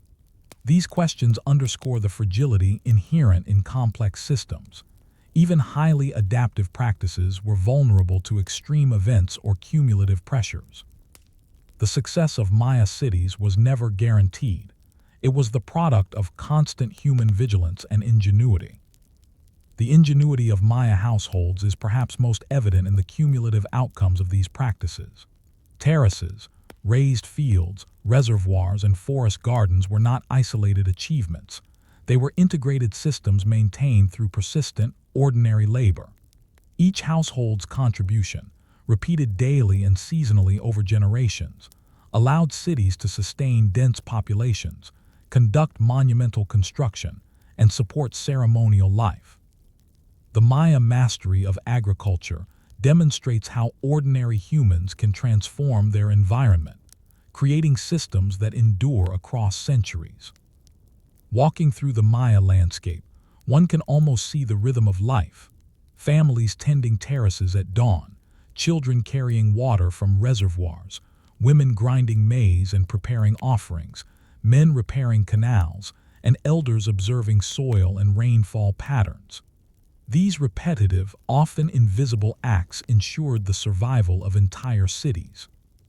The extraordinary achievements of Maya civilization, the pyramids, ball courts, stelae, and extensive trade networks, were built upon these ordinary, persistent acts of agricultural ingenuity and environmental stewardship. And yet, a question remains. How did these adaptive systems respond when environmental extremes coincided with social or political stress?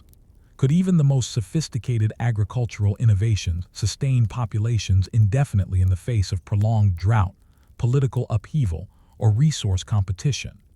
The answers lie not only in monumental ruins, but in the quiet, cumulative labor of Maya households, the hidden architects of civilization's resilience. By the late Classic period, roughly 750–900 CE, Maya agriculture had reached levels of sophistication that allowed cities to sustain populations in the tens of thousands. Terraced hillsides, raised fields, reservoirs, and forest gardens were integrated into a network that linked households, neighborhoods, and cities. This system was not static. It evolved through experimentation, observation, and adaptation over generations. Yet, as remarkable as Maya agricultural ingenuity was, it also revealed the fragile balance between human societies and their environment. Resilience through integrated systems was the hallmark of Maya agriculture. Households combined practical labor, ecological knowledge, and ritual practice to create redundancy and flexibility. Raised fields reduced flooding risk, terraces prevented erosion, and reservoirs buffered against seasonal droughts. Forest gardening enhanced biodiversity and provided supplemental resources. This multi-layered approach allowed cities to weather environmental variability, sustaining food production even when rainfall patterns shifted or soils were temporarily exhausted. Survival depended on coordination. Individual households contributed labor, knowledge, and resources to the broader community, creating a system that was greater than the sum of its parts. However, Maya agricultural systems were not invulnerable. Evidence from drought-sensitive lake sediments and soil studies indicates that periods of prolonged drought could strain even the most carefully maintained networks. Reservoirs could dry, terraces could fail without maintenance, and crop yields could decline. Households would have been forced to ration food, seek alternative sources, or intensify labor to sustain urban populations. Social pressures would increase. Competition for resources, elite demands for surplus, and obligations to support ceremonial and political structures all heightened vulnerability. These dynamics illustrate that the Maya, despite their ingenuity, were never fully in control of environmental forces. They were constantly negotiating survival within ecological limits. Households played a decisive role in mitigating these stresses. Families adapted planting schedules, diversified crops, and managed water systems carefully. Surplus production allowed trade, providing access to resources that could offset local shortages. Rituals, prayers, and offerings were performed to ensure fertility, rain, and protection against pests. This combination of practical innovation and spiritual practice illustrates a holistic approach to survival. Maya agriculture was not merely a set of technical solutions, but a cultural system that integrated ecology, labor, and belief. The interplay between urban demands and household labor was also critical. Large cities, with their monumental architecture and ceremonial obligations, required consistent food supply and workforce support. Households were responsible not only for producing subsistence crops, but also for generating surplus to feed laborers constructing temples or maintaining public infrastructure. In effect, the survival and prestige of the city rested on the daily contributions of ordinary families. Without their labor and ingenuity, even the most imposing cities could falter. Yet long-term consequences of human-environment interactions became evident. In some regions, intensive land use contributed to soil depletion, deforestation, and microclimatic changes. Combined with periodic droughts, these stresses may have undermined agricultural productivity over time. Household strategies, such as crop rotation, raised fields, and terrace maintenance, were adaptive, but even these measures had limits. The cumulative impact of centuries of human activity, population growth, and environmental pressures created vulnerabilities that would become apparent during the terminal Classic period, when many southern lowland cities experienced decline. Despite these challenges, the legacy of Maya agricultural mastery endures. The techniques they developed, terracing, raised fields, forest gardening, water management, demonstrate an intimate understanding of ecosystems and long-term planning. Archaeological studies reveal that these practices supported dense populations over centuries, sustaining urban centers while preserving ecological knowledge. The Maya model illustrates that survival and prosperity are not solely the result of monumental achievements or elite governance, but arise from the consistent, adaptive labor of households over generations. Walking through a reconstructed Maya landscape today, one can almost sense the rhythm of ancient life. The careful tending of terraces, the clearing of raised fields, the filling of reservoirs, the planting and harvesting of diverse crops. Every action, ordinary, repetitive, often invisible, was part of a network sustaining entire cities. The extraordinary scale of Maya civilization rested on these quiet acts of labor, observation, and adaptation. The lessons of Maya agriculture extend beyond history. They reveal the power of distributed labor, the importance of ecological knowledge, and the centrality of ordinary households in sustaining complex societies. They also remind us of the delicate balance between human ambition and environmental limits. Even sophisticated systems require vigilance, adaptation, and resilience in the face of unpredictable forces. And yet one cannot help but wonder, how did Maya households respond to periods when multiple pressures, drought, social upheaval, or trade disruption coincided? How much flexibility did communities retain in adapting systems that had been refined over generations? And finally, how much of the Maya story, often told through temples and stelae, is really written in the silent work of ordinary families, their hands in the soil, their care for water, their prayers whispered in the fields? In these questions lies the essence of Maya civilization, an extraordinary achievement grounded in ordinary lives, persistent labor, and human ingenuity. Story 5.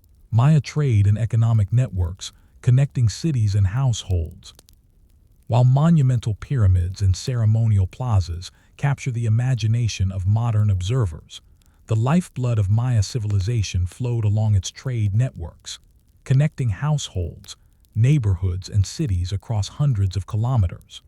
From the highlands of Guatemala to the northern Yucatan, Maya communities relied on the movement of goods, materials, and ideas to sustain both everyday life and ceremonial culture. Understanding these networks reveals the quiet ingenuity of ordinary households, whose labor and production enabled cities to flourish. At the most basic level, Maya trade was household-driven. Families produced food, craft goods, and ritual items not only for their own consumption but also for exchange. Pottery, obsidian tools, woven mats, carved figurines, and ceremonial items were crafted with skill and care, often by specialized households. Surplus production became a means of survival, prestige, and social integration. A family with a particularly fine-quality obsidian blade or intricately decorated pottery could trade it for salt, jade, cacao, or feathers, connecting them to distant markets and communities. These exchanges were vital. They allowed households to access resources that were not locally available, diversify diets, and participate in larger social networks. Markets, often held in central plazas or near ceremonial centers, were hubs of economic and social activity. Households brought goods to sell, barter, or exchange, interacting with neighbors and visitors from other towns. The markets were not only economic spaces, but also sites of information exchange, where news, political developments, and ritual innovations circulated. Participation in market activity linked households to the broader urban system, reinforcing social cohesion and enabling coordinated responses to environmental or political challenges. Long-distance trade extended far beyond local markets. Maya cities engaged in regional networks, exchanging goods such as jade from the Motagua Valley, obsidian from highland quarries, marine shells from coastal regions, and cacao from tropical lowlands. These trade routes required careful organization and coordination, often involving relay systems through intermediary settlements. Ordinary households along these routes played essential roles. They supplied labor, provided storage and transport, and maintained local markets that facilitated the movement of goods. In this sense, trade was not only an elite-driven activity, but a system sustained by the cumulative effort of countless households. Certain commodities carried both economic and symbolic value, amplifying their significance in Maya society. Jade, for example, was prized not only for its beauty but also for its ritual associations, appearing in jewelry, masks, and offerings. Obsidian was essential for tools, ritual blades, and ceremonial implements. Cacao was both a food and a medium of exchange. The production, trade, and consumption of these goods linked households to spiritual, political, and economic networks simultaneously, demonstrating how ordinary labor intersected with cultural and elite priorities. Households often specialized in particular goods to participate effectively in trade networks. A family might focus on pottery production, stone tool manufacture, weaving, or food surplus. Specialization allowed households to gain expertise, produce higher quality items, and enhance their social standing. In turn, this supported citywide economic stability, ensured adequate supply for ritual and domestic needs, and allowed elites to leverage households' labor for monumental projects. Even the simplest household could influence the flow of goods and resources through skilled production and participation in local or regional markets. Trade networks also fostered cultural exchange. Artistic motifs, pottery styles, architectural techniques, and ritual practices spread along the same routes as maize, jade, and obsidian. Households participating in trade were conduits for these ideas, observing innovations from other regions and integrating them into local practice. The movement of goods, therefore, was inseparable from the movement of knowledge, tradition, and cultural identity. Ordinary families, by producing, trading, and consuming, were active agents in shaping Maya culture across vast distances. Waterways and causeways facilitated trade as much as markets and roads. Rivers allowed canoes to transport heavy goods over long distances, while constructed roads, or sakbiab, linked cities and ceremonial centers, enabling efficient movement of goods and labor. Households along these routes often provided storage, labor, or guidance, ensuring safe passage and continuity of trade. These infrastructures highlight the interdependence of households, cities, and the environment in sustaining complex economic systems. Yet trade was not without risk. Long-distance journeys exposed goods to theft, loss, or environmental hazards. Seasonal droughts or flooding could disrupt local production, forcing households to adapt. Political tensions between cities or regions could close trade routes, requiring households to find alternative networks. These challenges reinforce the need for flexibility, collaboration, and careful planning. Household labor and ingenuity were essential not only for production, but also for mitigating the vulnerabilities inherent in these networks. Even ceremonial life depended on trade. Rituals required specific materials, jade, feathers, cacao, or specialized pottery, that often came from distant regions. Households provided both the labor and the knowledge to prepare, craft, and transport these items. Participation in this system connected domestic life to civic and religious obligations, embedding households in the spiritual as well as economic fabric of the city. The cumulative effect of household participation in trade was profound. Ordinary families produced, transported, exchanged, and consumed goods that sustained urban centers, enabled elite ceremonial activity, and linked regions across hundreds of kilometers. Monumental architecture and elite authority depended on this flow of resources, yet the effort was grounded in repetitive, often invisible, household labor. Trade demonstrates how the extraordinary accomplishments of Maya cities were built upon the persistent, coordinated work of countless ordinary people. And yet questions linger. How did households navigate disruptions, political conflict, drought, or transport hazards, while maintaining their role in trade networks? To what extent could ordinary families influence the flow of goods and cultural knowledge, and how did these decisions shape citywide resilience? The answers lie not in the grandeur of temples, but in the daily choices, labor, and ingenuity of households, the hidden foundation of Maya economic and cultural life. While household labor formed the foundation of Maya trade, economic activity was not entirely decentralized. Elites exerted significant influence over markets, production, and long-distance trade, shaping the ways ordinary families could participate and benefit.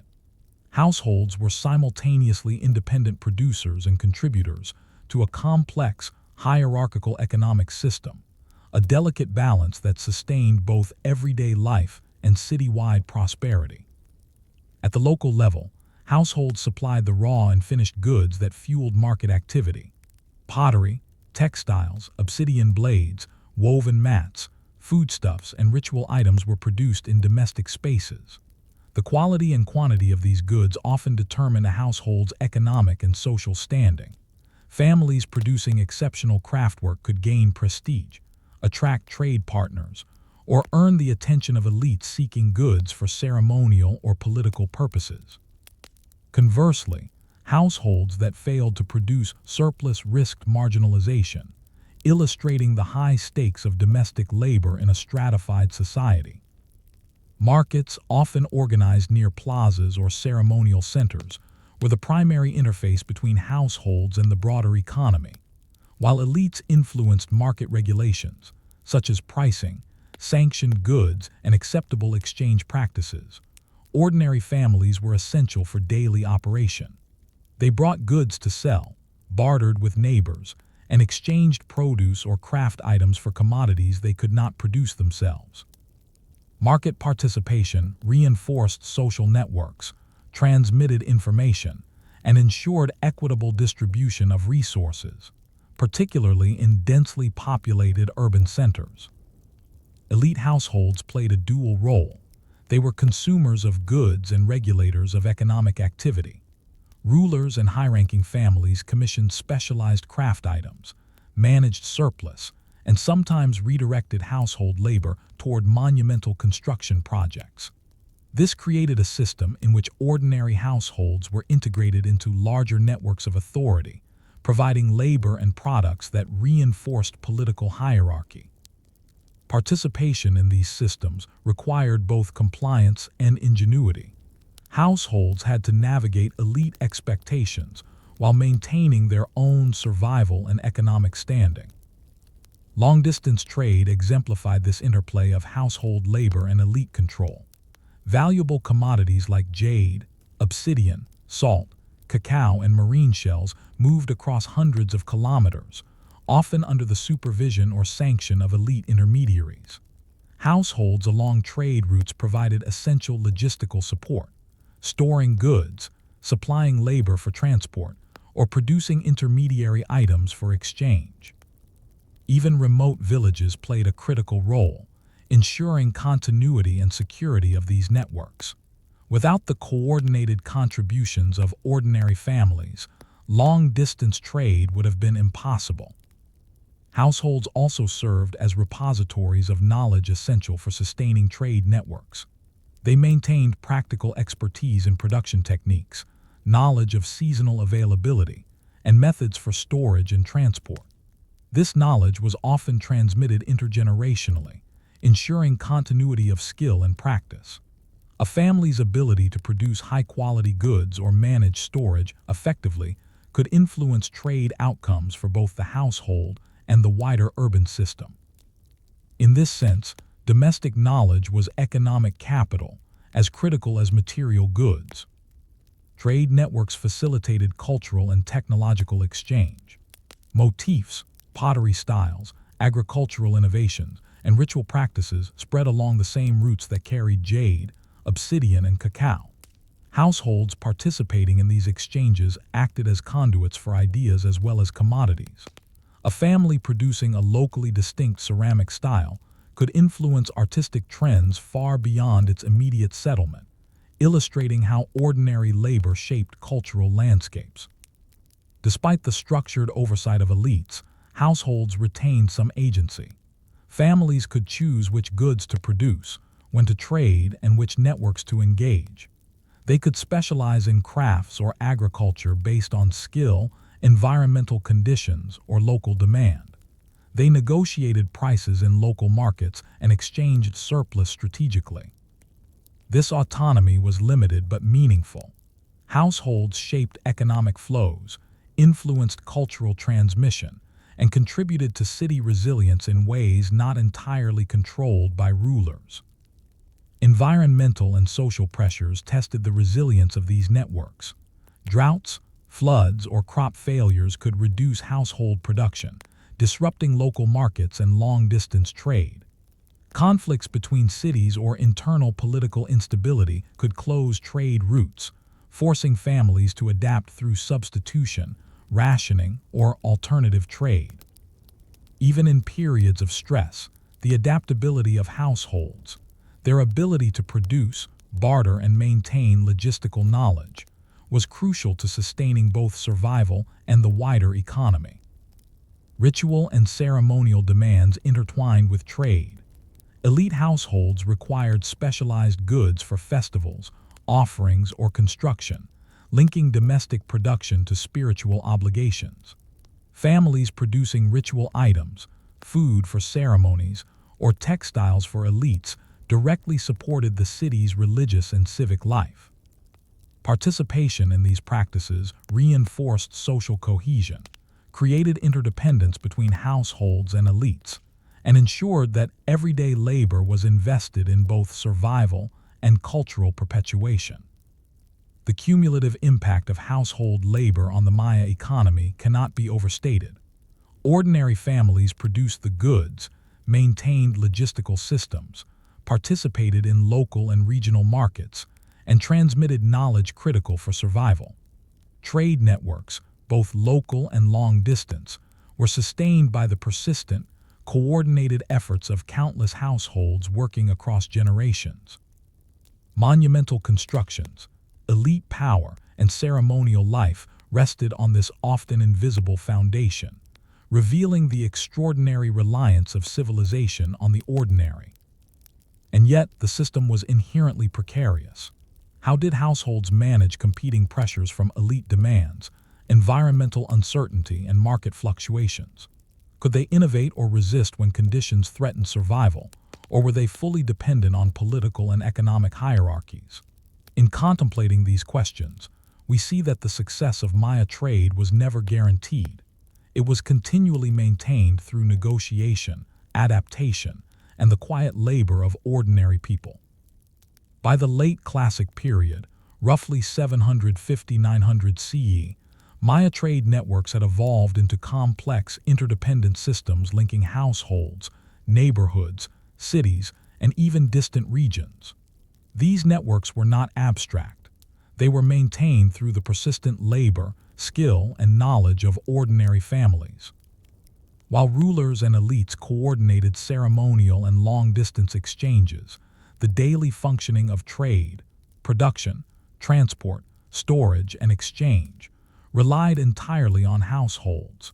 The extraordinary achievements of Maya civilization were inseparable from this invisible foundation.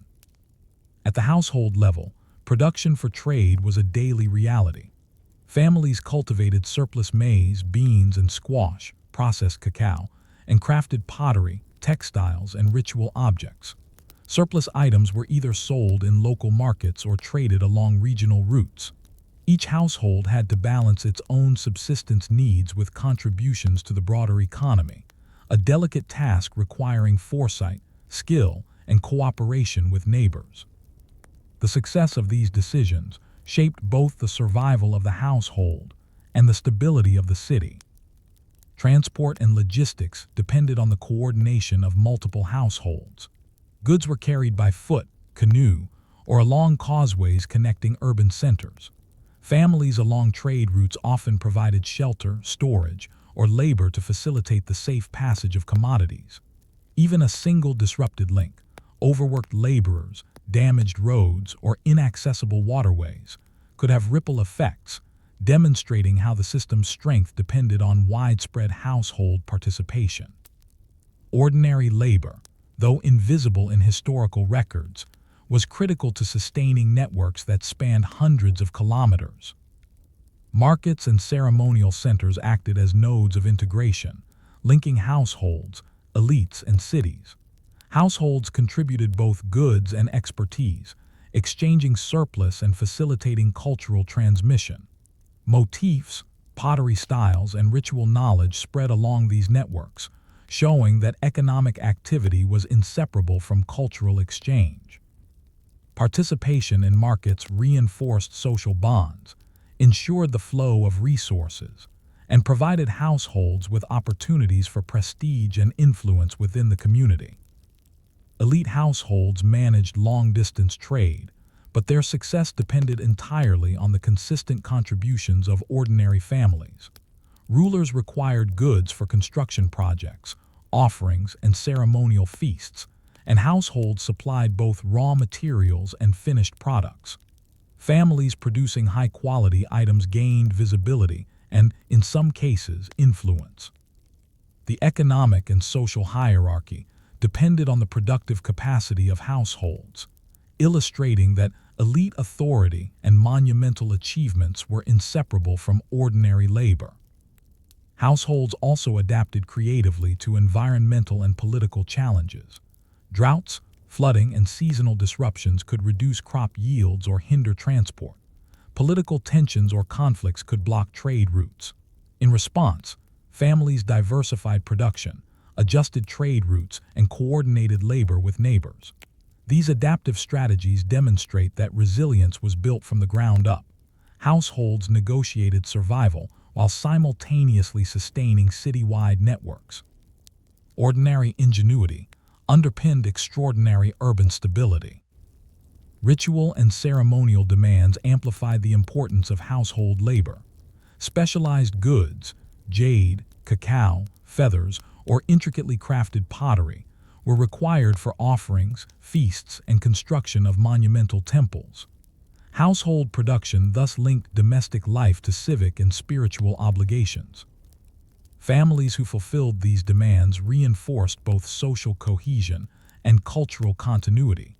demonstrating that trade was not merely economic, but also a moral and spiritual enterprise. The cumulative effect of household participation in trade was profound. Cities depended on consistent food supply, craft production, and logistical coordination, all of which rested on daily domestic labor. Monumental architecture, elite authority, and ceremonial life were enabled by the silent, persistent contributions of households working across generations.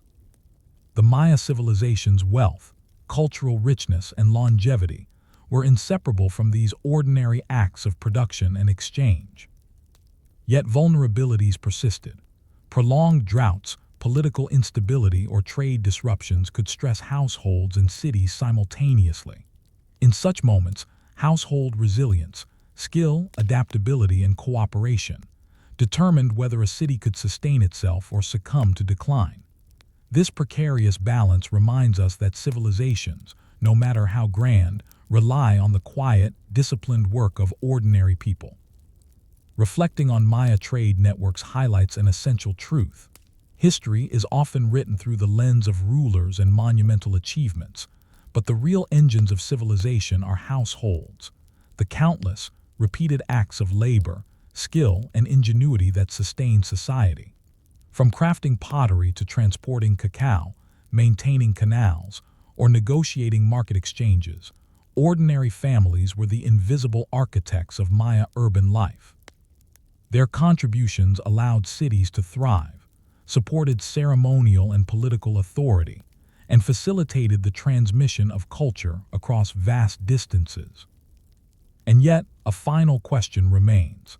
How many of the decisions, adaptations, and innovations made within households influence the resilience of entire cities? How much of Maya cultural and economic history, its successes, crises, and eventual transformations, is really written in the daily choices of ordinary people whose names have been lost to time? In contemplating these invisible contributions, we begin to understand that the legacy of Maya civilization is as much about households as it is about pyramids, stelae, and rulers. A story of extraordinary achievements built on ordinary, persistent human effort. Story 6. Maya political organization and city-states, power, households, and governance. The Maya civilization was not a single, unified empire, but a constellation of independent city-states, each with its own rulers, elites, and administrative systems. Cities like Tikal, Kapan, and Calakmul were centers of political power, economic control, and ritual authority, yet their strength depended intimately on the participation of households.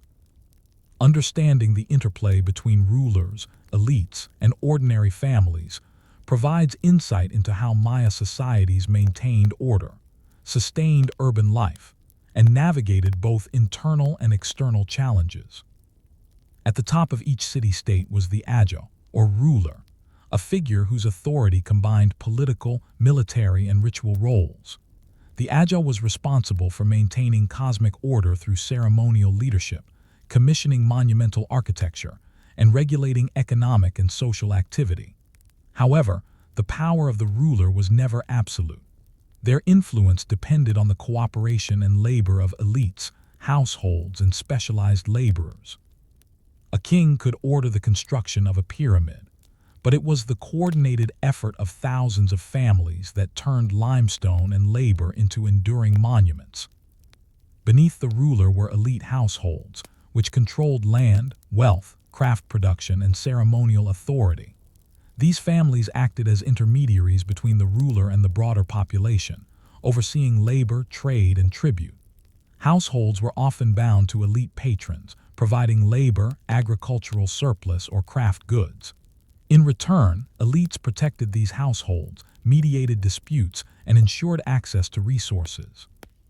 This symbiotic relationship illustrates how governance relied not only on decrees from above, but on the organized, sustained labor of ordinary families. Households themselves were integral units of political participation. While they lacked formal authority, families contributed to governance through labor obligations, participation in ritual and maintenance of local infrastructure. In some cities, households were organized into neighborhoods or kin groups, which coordinated communal labor for terrace construction, irrigation, and defensive works. These units often served as microcosms of the city-state. Each household contributed a portion of labor and resources, while collectively shaping the city's resilience, stability, and social cohesion. Tribute systems reinforced household participation in governance. Families provided agricultural surplus, craft goods, or labor to elites or the ruler in exchange for protection, access to communal resources, or participation in ritual events. Tribute obligations could be seasonal, tied to planting or harvest cycles, or ritual, linked to ceremonies and festivals. While these obligations demanded effort, they also integrated households into city-wide political structures, creating networks of dependence, reciprocity, and accountability that bound society together. The Maya also maintained complex hierarchies of authority within households and communities. Elders often managed decision-making regarding agricultural production, labor coordination, and ritual observance, while younger members performed the physical labor. Household leaders communicated with neighborhood or kin group leaders to fulfill obligations to elites, coordinate construction, or participate in defense. Through these channels, households were simultaneously independent units and nodes in a broader political and administrative system. Political organization extended beyond the city walls. Maya city-states often engaged in alliances, conflicts, and diplomacy with neighboring polities. Marriage, trade, and ritual exchange were tools of negotiation, while warfare could reshape territorial boundaries. Households contributed directly to these processes. Farmers produced food for soldiers, artisans crafted weapons or ceremonial items, and laborers maintained roads and infrastructure to facilitate mobilization. Even those not directly involved in decision-making influenced outcomes through their labor and resource contributions. Ceremonial and ritual life reinforced political authority. The ruler's legitimacy depended on maintaining cosmic order, often through elaborate ceremonies in which household produced goods, food, textiles, ritual implements, were required. Families supplying these items participated in sustaining the ruler's sacred authority while ensuring their own integration into social networks. Ordinary households were, in essence, the invisible backbone of political power, enabling rulers to act while remaining deeply enmeshed in civic life. Yet political systems were not rigid. Households retained some degree of autonomy in managing daily labor, craft production, and local affairs. Kinship networks, neighborhood coordination, and individual initiative allowed families to adapt to changing circumstances, balance obligations, and negotiate survival. This flexibility was essential in periods of crisis, such as drought, famine, or warfare, when the resilience of city-states depended on the capacity of households to maintain production and social cohesion despite disruption. The fragility and interdependence of Maya political systems is evident when examining city-state dynamics over centuries. Elite authority depended on households for labor, tribute, and logistical support. Households, in turn, relied on rulers and elites for protection, arbitration, and access to resources. Political power, monumental construction, and ceremonial life were thus the cumulative outcome of thousands of households, daily decisions, labor, and cooperation. Without their sustained contributions, no city-state could flourish. As we imagine life in a Maya city, the rhythms of political life become tangible. Households tending terraces or workshops while planning the delivery of surplus to elite patrons. Kin groups coordinating labor for public works. Families preparing offerings for rituals led by the Ajo. And markets abuzz with trade connecting households to civic and regional networks. Every mundane task, from grinding maize to carving pottery, was embedded in an intricate web of political, economic, and ritual interdependence. And yet, one must ask, how did households navigate their obligations to rulers and elites while pursuing their own survival and prosperity? How much influence could ordinary families exert over citywide decisions, alliances, or conflicts? Could households innovate, resist, or adapt in ways that shaped the trajectory of city-states, or were they bound entirely by elite authority? In exploring these questions, we begin to see the Maya city not simply as a collection of temples and palaces, but as a dynamic system of households, elites, and rulers, each shaping and being shaped by the others. While Maya city-states maintained complex governance structures during peacetime, their political life was often punctuated by warfare, shifting alliances, and strategic diplomacy. These conflicts were not only the concern of kings and elites, they relied on the labor, resources, and coordination of households to wage war, sustain armies, and manage the consequences of conflict. By examining warfare through the lens of ordinary households, we gain insight into the practical realities of political power in the Maya world. Maya warfare was highly organized and symbolic. Armies consisted of both professional warriors and conscripted labor from households. Men were trained to fight, but their effectiveness depended on food, supplies, weapons, and logistical support, all of which were produced and maintained by families. Households ensured a steady supply of maize, beans, cacao, and other essentials to sustain campaigns, while artisans crafted bows, spears, shields, and ceremonial weapons. The success of military endeavors, therefore, rested as much on domestic labor and preparation as on battlefield tactics. Beyond supplying armies, households were often involved in construction of defensive infrastructure. Walls, fortifications, and watchtowers required massive coordination of labor. Families contributed stones, earth, and tools, as well as manpower for construction. Maintaining these defenses was a continuous task, especially in border regions prone to conflict. Ordinary households, by fulfilling these obligations, became active participants in the city's defense, highlighting how political authority depended on widespread civic engagement. Diplomacy and alliances also relied on household resources. Elite families negotiated marriages, trade agreements, and ceremonial collaborations with neighboring city-states. Households supported these endeavors by producing tribute goods, gifts, or ceremonial items, ensuring that diplomatic commitments could be honored. A single missed delivery of crafted goods or foodstuffs could strain alliances, demonstrating how the minutiae of household labor influenced regional politics. Households were further entwined in ritualized aspects of warfare. Victories were celebrated with feasts, offerings, and monuments, events that required food, textiles, and ceremonial objects prepared in domestic spaces. Families who supplied these items reinforced social cohesion and political legitimacy. In some cases, households were directly involved in ceremonial combat rituals or the capture of sacrificial victims, underscoring the intertwined nature of domestic, military, and spiritual life in Maya society.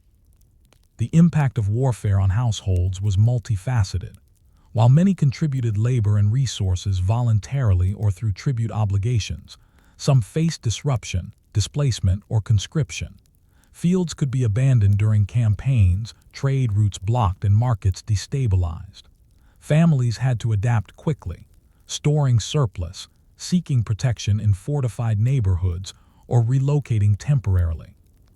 These adaptive strategies were essential for survival and for ensuring continuity of both domestic production and urban functioning. Environmental and logistical considerations further complicated warfare. Armies required transport of food, water, and weapons, often across difficult terrain.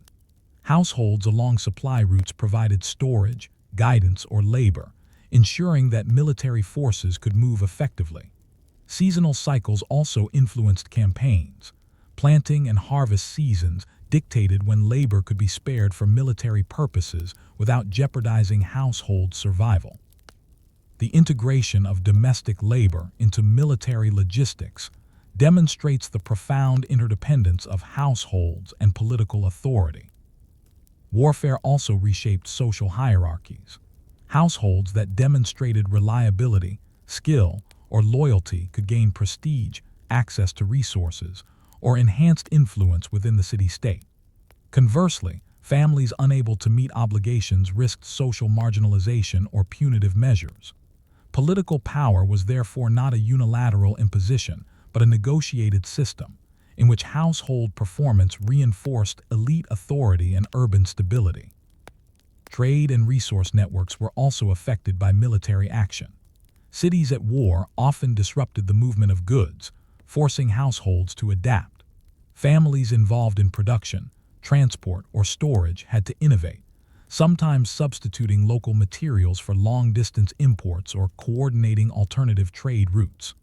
The resilience of households in maintaining economic and logistical continuity under stress was critical to both wartime survival and post-conflict recovery.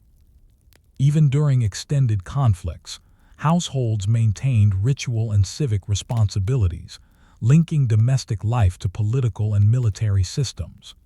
Daily tasks, food preparation, craft production, child-rearing, continued alongside extraordinary demands, demonstrating the remarkable adaptability of ordinary families.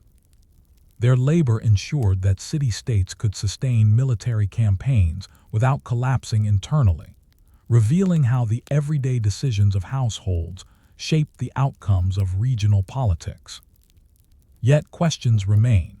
How did households balance the competing pressures of survival, tribute, and military obligations? Could their choices influence the success or failure of city-states in warfare, or were they bound by elite priorities?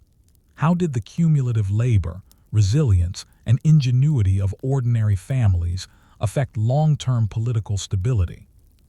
These questions highlight that the fate of Maya city-states depended not solely on kings, generals, or monumental strategy, but on the quiet, persistent contributions of countless households. As you envision a Maya city during wartime, the rhythms of life become vivid.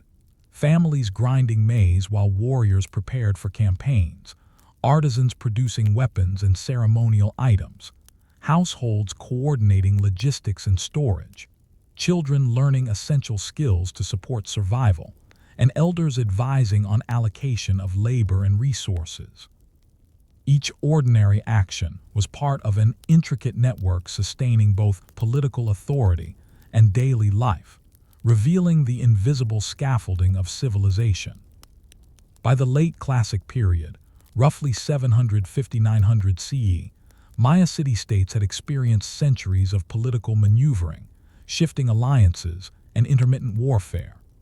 The outcomes of these conflicts were never determined solely by kings, generals, or monumental armies. The survival, adaptation, and labor of households played an equally vital role. Understanding this interplay between elite authority and domestic contribution illuminates how Maya societies endured, and sometimes faltered, over centuries.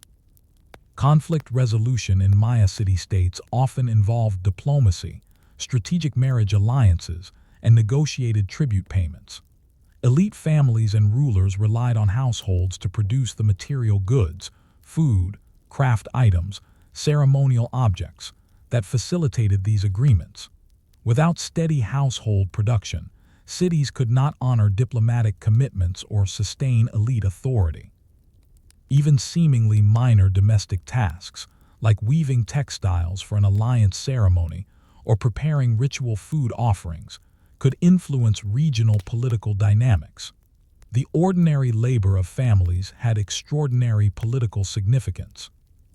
In cases of prolonged warfare or rebellion, households demonstrated remarkable adaptability and resilience. Food surpluses were stored to buffer against shortages, kinship networks coordinated labor and resources, and craft production continued even under threat. Some families temporarily relocated to safer districts, maintaining production while protecting vulnerable members. These adaptive strategies ensured continuity not only for the household, but also for the broader urban system, sustaining city functions and enabling recovery after conflict. The aftereffects of warfare were also mediated by households. Cities that suffered military defeat often required rebuilding. Fields had to be replanted, terraces repaired, infrastructure restored, and markets restarted. Household labor provided the foundation for recovery, as families reconstructed their own homes while contributing to communal efforts. Civic and ceremonial life depended on these ordinary acts of persistence, demonstrating that the resilience of Maya city-states was grounded in everyday domestic work as much as in elite leadership. Households also shaped the cultural memory of conflict. Stories, oral histories, and ritual practices passed down within families preserved knowledge of past battles, alliances, and strategies. This knowledge informed future decisions, influenced diplomatic behavior, and reinforced social cohesion. Even when monuments or stelae commemorated victories, the lived experiences of ordinary families carried the practical lessons of war and governance forward to the next generation. Elite authority, while symbolically central, remained dependent on household cooperation. Monumental construction, military campaigns, and ceremonial displays all required sustained domestic labor. Families who could meet these demands gained social prestige, influence, or protection. Those unable to contribute risked marginalization. Political power in Maya city-states was therefore not simply imposed from above. It was continuously negotiated and reinforced through household participation. Environmental pressures often intersected with political challenges. Droughts, crop failure, or trade disruptions could exacerbate tensions during periods of conflict, forcing households to innovate. Families adapted by diversifying crops, rationing surplus, coordinating labor, or shifting trade practices. The success of city-states depended on these everyday decisions. Households acted as stabilizing agents, maintaining food supply, labor, and craft production even under extreme stress. The legacy of Maya political organization is inseparable from household contributions. Cities that endured were supported by the cumulative labor, skill, and knowledge of families over generations.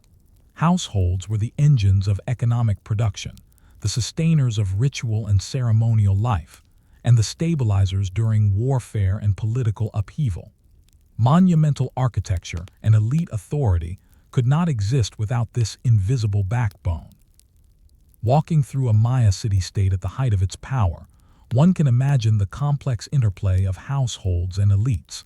Families preparing food and craft items while warriors marched, kin groups coordinating terrace repairs and irrigation, artisans producing goods for tribute or diplomatic exchange, children learning essential skills, elders guiding labor allocation and ritual practice. Every ordinary act, repeated daily over generations, was woven into the fabric of political authority, urban resilience, and cultural continuity. And yet, a lingering question remains. To what extent did the ingenuity, adaptability, and choices of households influence the rise and fall of city-states? How much of Maya political history, its successes, failures, and transformations, was shaped not by rulers alone, but by the persistent labor and decision-making of ordinary families whose names have been lost to time? Reflecting on these questions, we see that the Maya story is not merely one of kings, monuments, and battles, but of households, the invisible, enduring, and indispensable architects of civilization. Story 7. Maya religion and ritual life, households, priests, and cosmic order. Religion was the pulse of Maya civilization, permeating daily life, politics, agriculture, and architecture.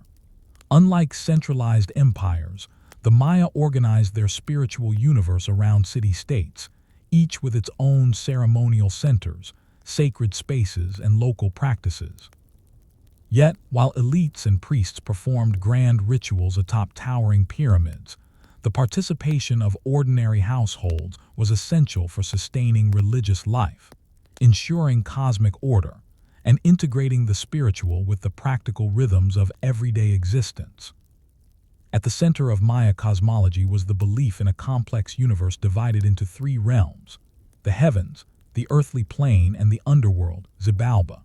Celestial bodies, especially the sun, moon, Venus, and stars, guided agricultural cycles, political decisions, and ritual observances. Ritual calendars were intricate, tracking cycles of 260 and 365 days, which structured ceremonial events and household observances alike. Ordinary families were responsible for integrating these cosmic rhythms into daily life, observing planting and harvesting schedules, preparing offerings, and maintaining household altars. Households maintained domestic altars where offerings of food, flowers, incense, or small crafted objects were placed for deities or ancestors. These acts, though often invisible in the archaeological record, were critical. They ensured local spiritual protection, reinforced social norms, and linked domestic life to the broader cosmological order. Every grinding of maize, preparation of cacao, or crafted figurine became a ritual act, embedding sacred practice into daily labor. In this way, the Maya did not separate religion from ordinary life. Household work itself was an expression of cosmic alignment. Priests and elites directed larger-scale rituals at temples and plazas, but they depended heavily on households for material support. Food for feasts, textiles for ceremonial garments, ritual pottery, and sacrificial items were all produced in domestic spaces. Families supplied the labor, crafted the goods, and prepared the necessary offerings.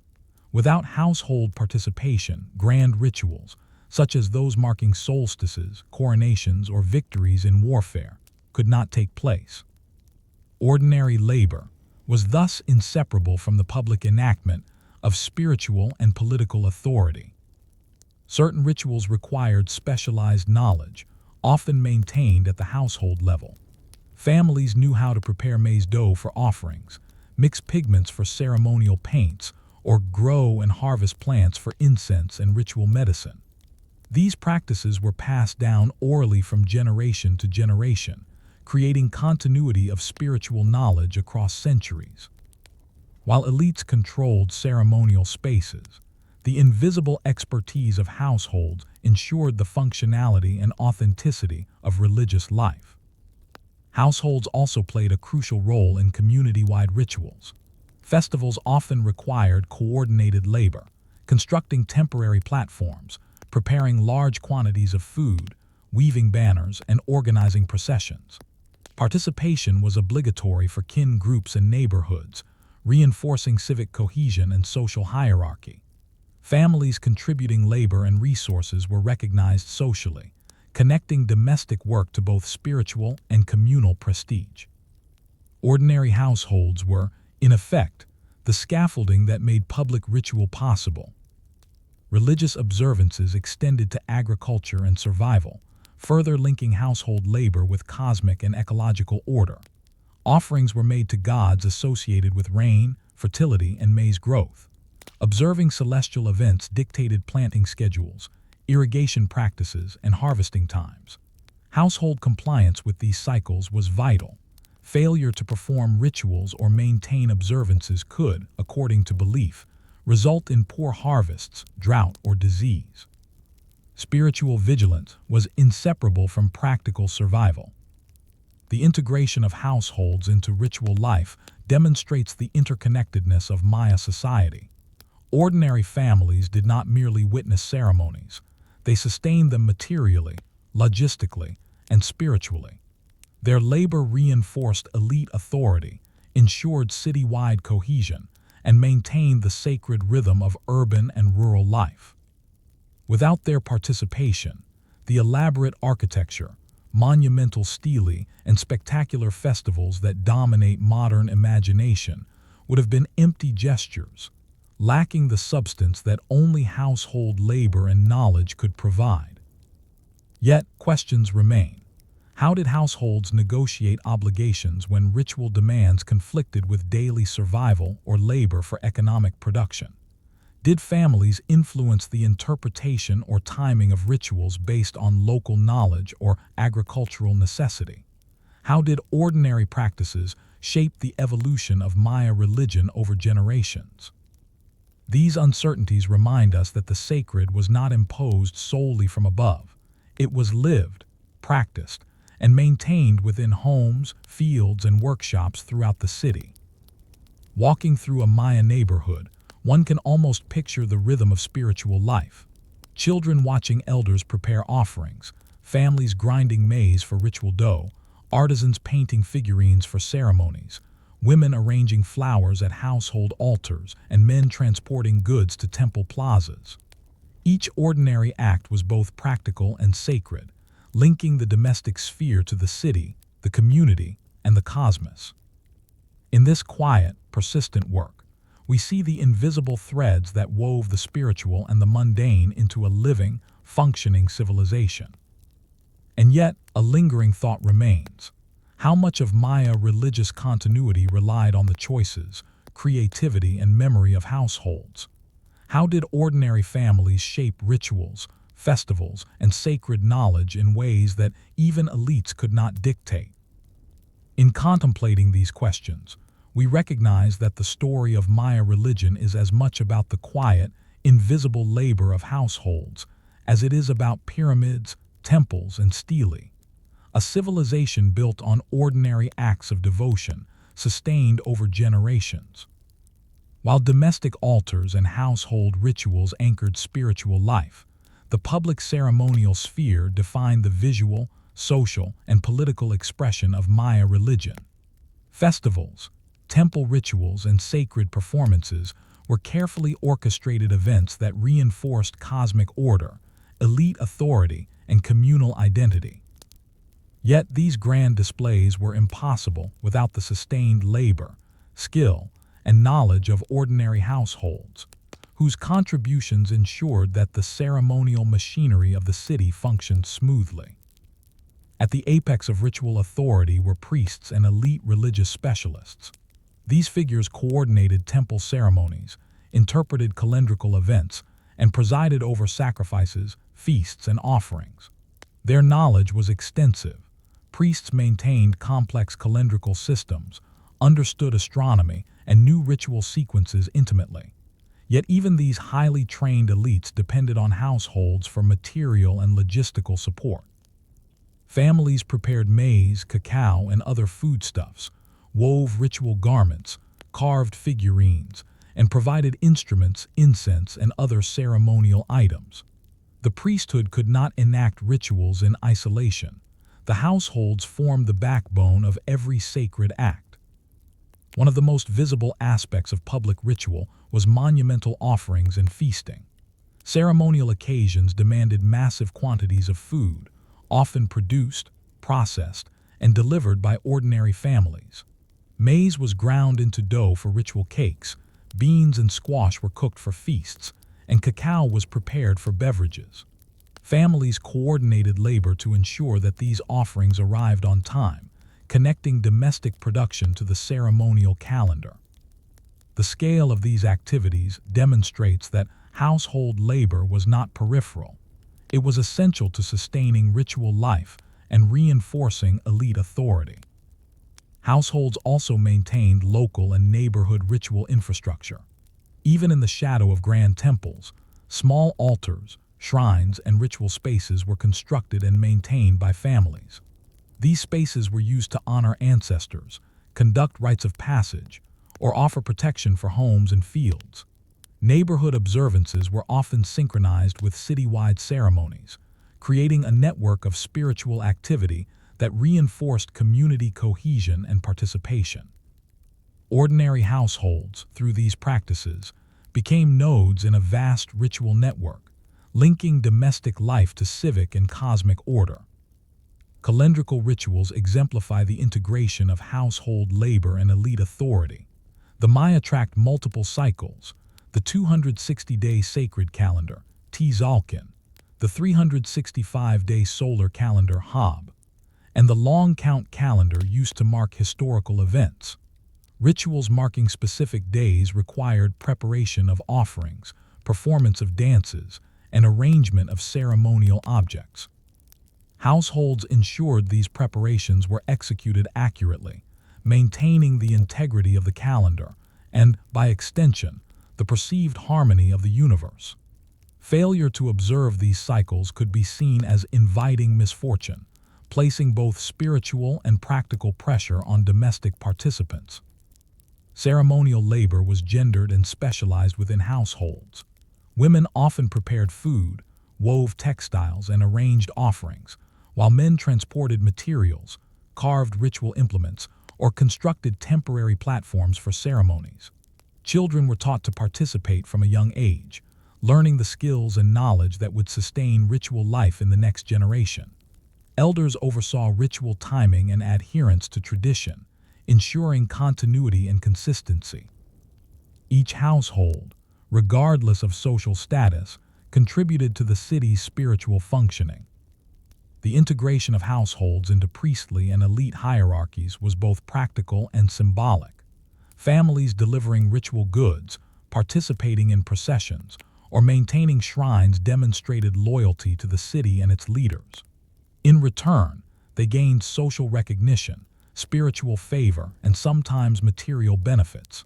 This reciprocal relationship reinforced the interdependence of domestic labor, elite authority, and ceremonial practice. Households were not passive observers. They actively upheld the legitimacy and effectiveness of ritual power. Even extraordinary events such as royal coronations or major calendrical ceremonies depended on the coordination of thousands of households.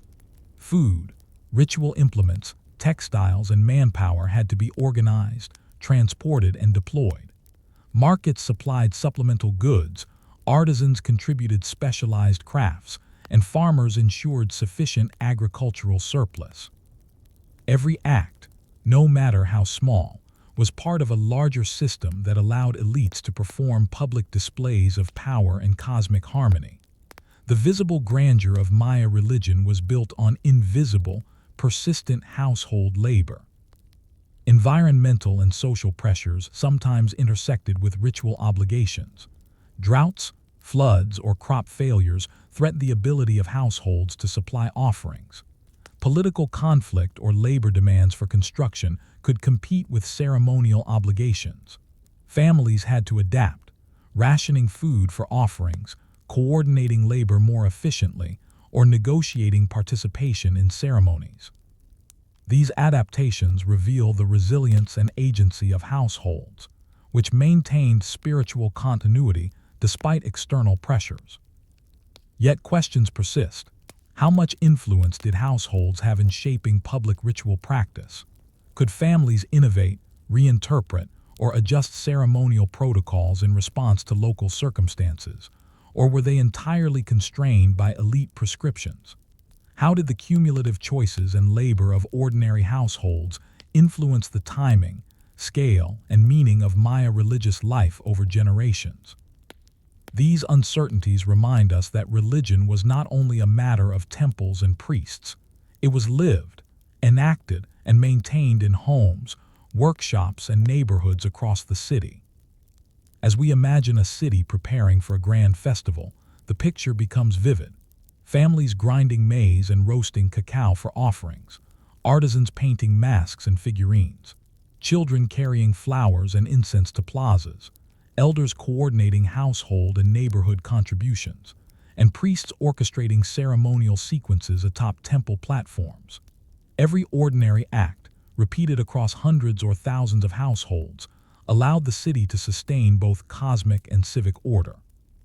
The grandeur of Maya public ritual depended on these quiet, persistent domestic contributions. And yet, one question lingers. How did the daily, often invisible labor of households shape the evolution of Maya religious practice itself?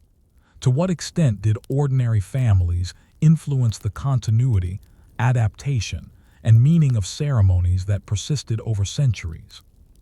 In pondering this, we see that the story of Maya religion is not solely one of pyramids, stelae, and priestly authority. It is a story of households. the unseen, enduring, and indispensable foundation of spiritual life. By the late Classic period, roughly 750–900 CE, Maya religious life had become a complex, multi-layered system, integrating households, priests, elites, and the broader urban population. Ceremonies, calendrical rituals, and domestic observances were not isolated events. They formed a network of spiritual, social, and practical functions that sustained both cosmic and civic order. The grandeur of temple ceremonies and monumental offerings was made possible only through the sustained labor, skill, and devotion of ordinary households. The culmination of ritual life often occurred during major festivals, royal ceremonies, or calendrical milestones. Events such as the end of a katan, a 20-year cycle, royal accession, or astronomical alignments required coordinated preparation across the city. Households contributed food, textiles, ceremonial implements, and manpower, enabling priests and elites to perform rituals with precision. Without this domestic support, even the most spectacular ceremonies would have faltered, highlighting the critical dependence of public ritual on private labor. Households also mediated continuity across generations. Children learned to grind maize for ritual dough, prepare cacao for offerings, weave ceremonial textiles, and maintain altars. Elders transmitted calendrical knowledge, proper sequences of ritual acts, and symbolic meanings. This continuity ensured that even as elites or political structures changed, the fundamental practices that upheld cosmic and social order persisted. The city's religious life, in essence, rested on intergenerational domestic knowledge. The integration of households into ritual life reflected the inseparability of the sacred and the practical. Agricultural cycles were timed according to celestial observation and ritual calendars. Offerings of maize, beans, and cacao were not mere symbolism. They reinforced the cycles of production, food security, and ecological balance.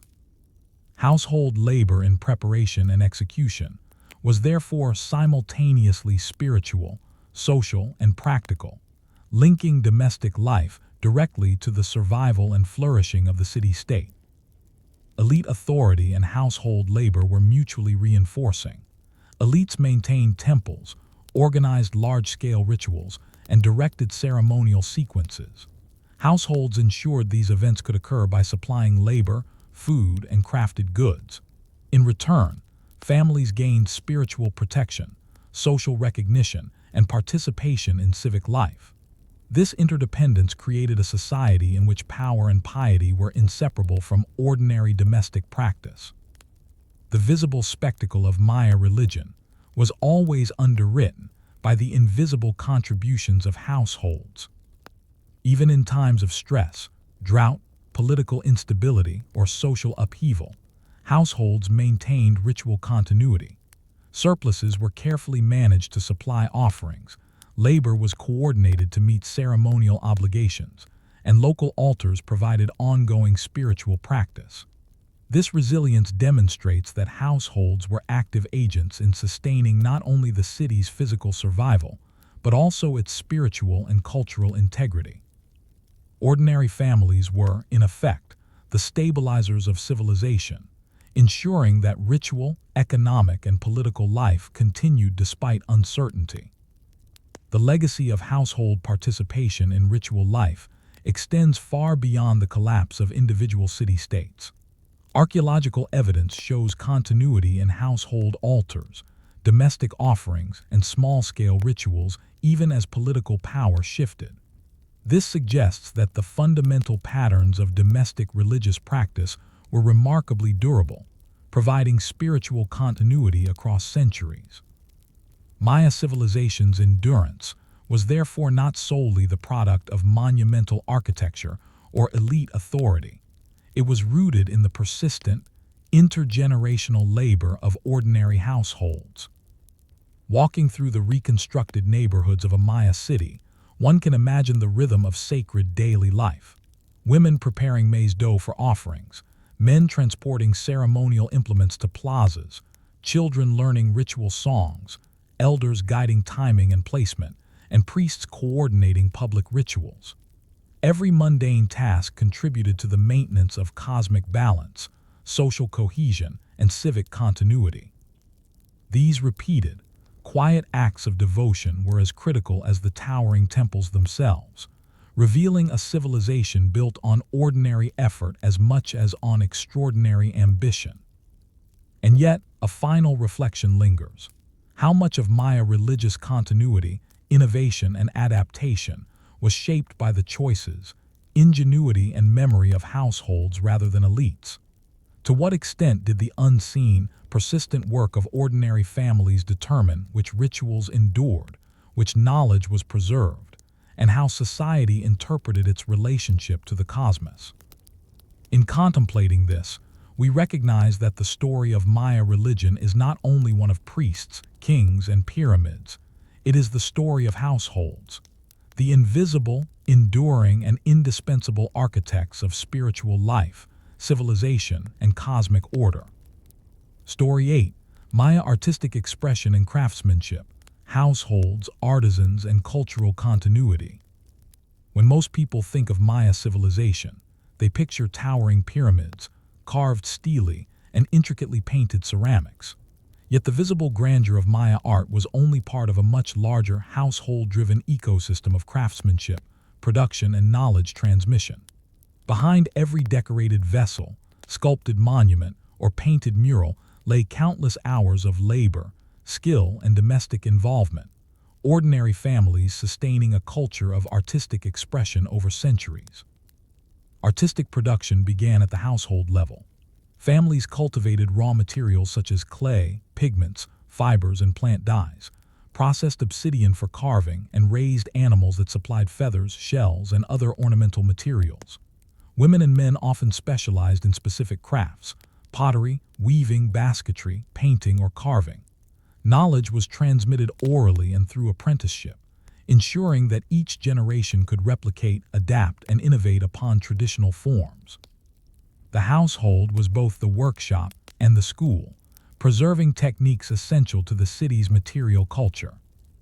Pottery was a particularly widespread form of artistic and functional expression.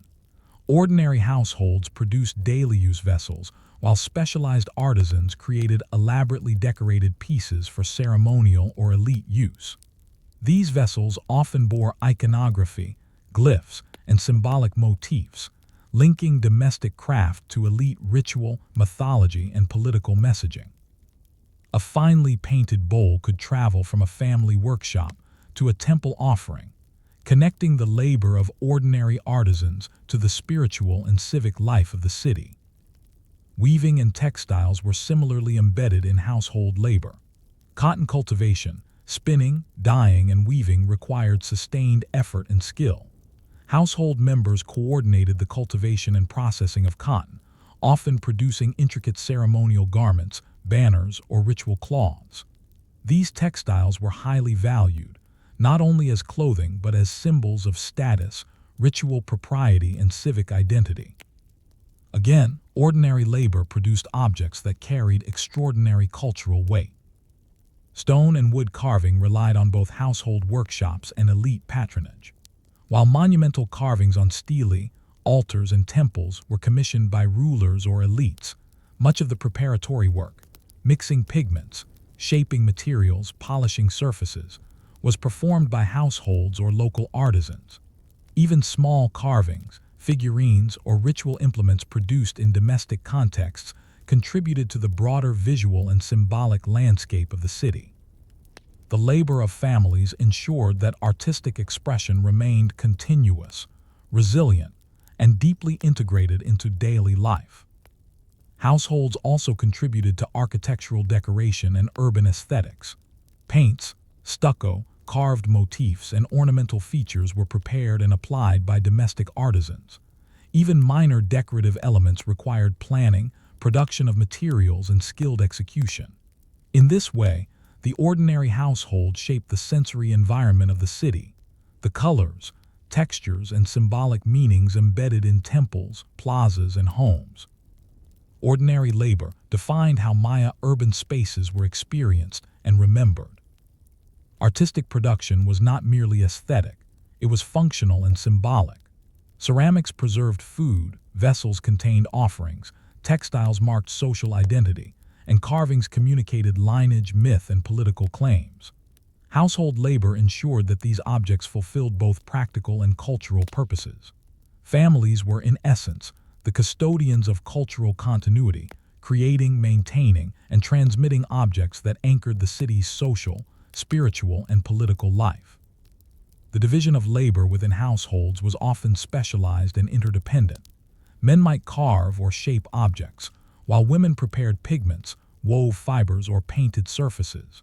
Children learned basic skills early, observing and assisting with household projects.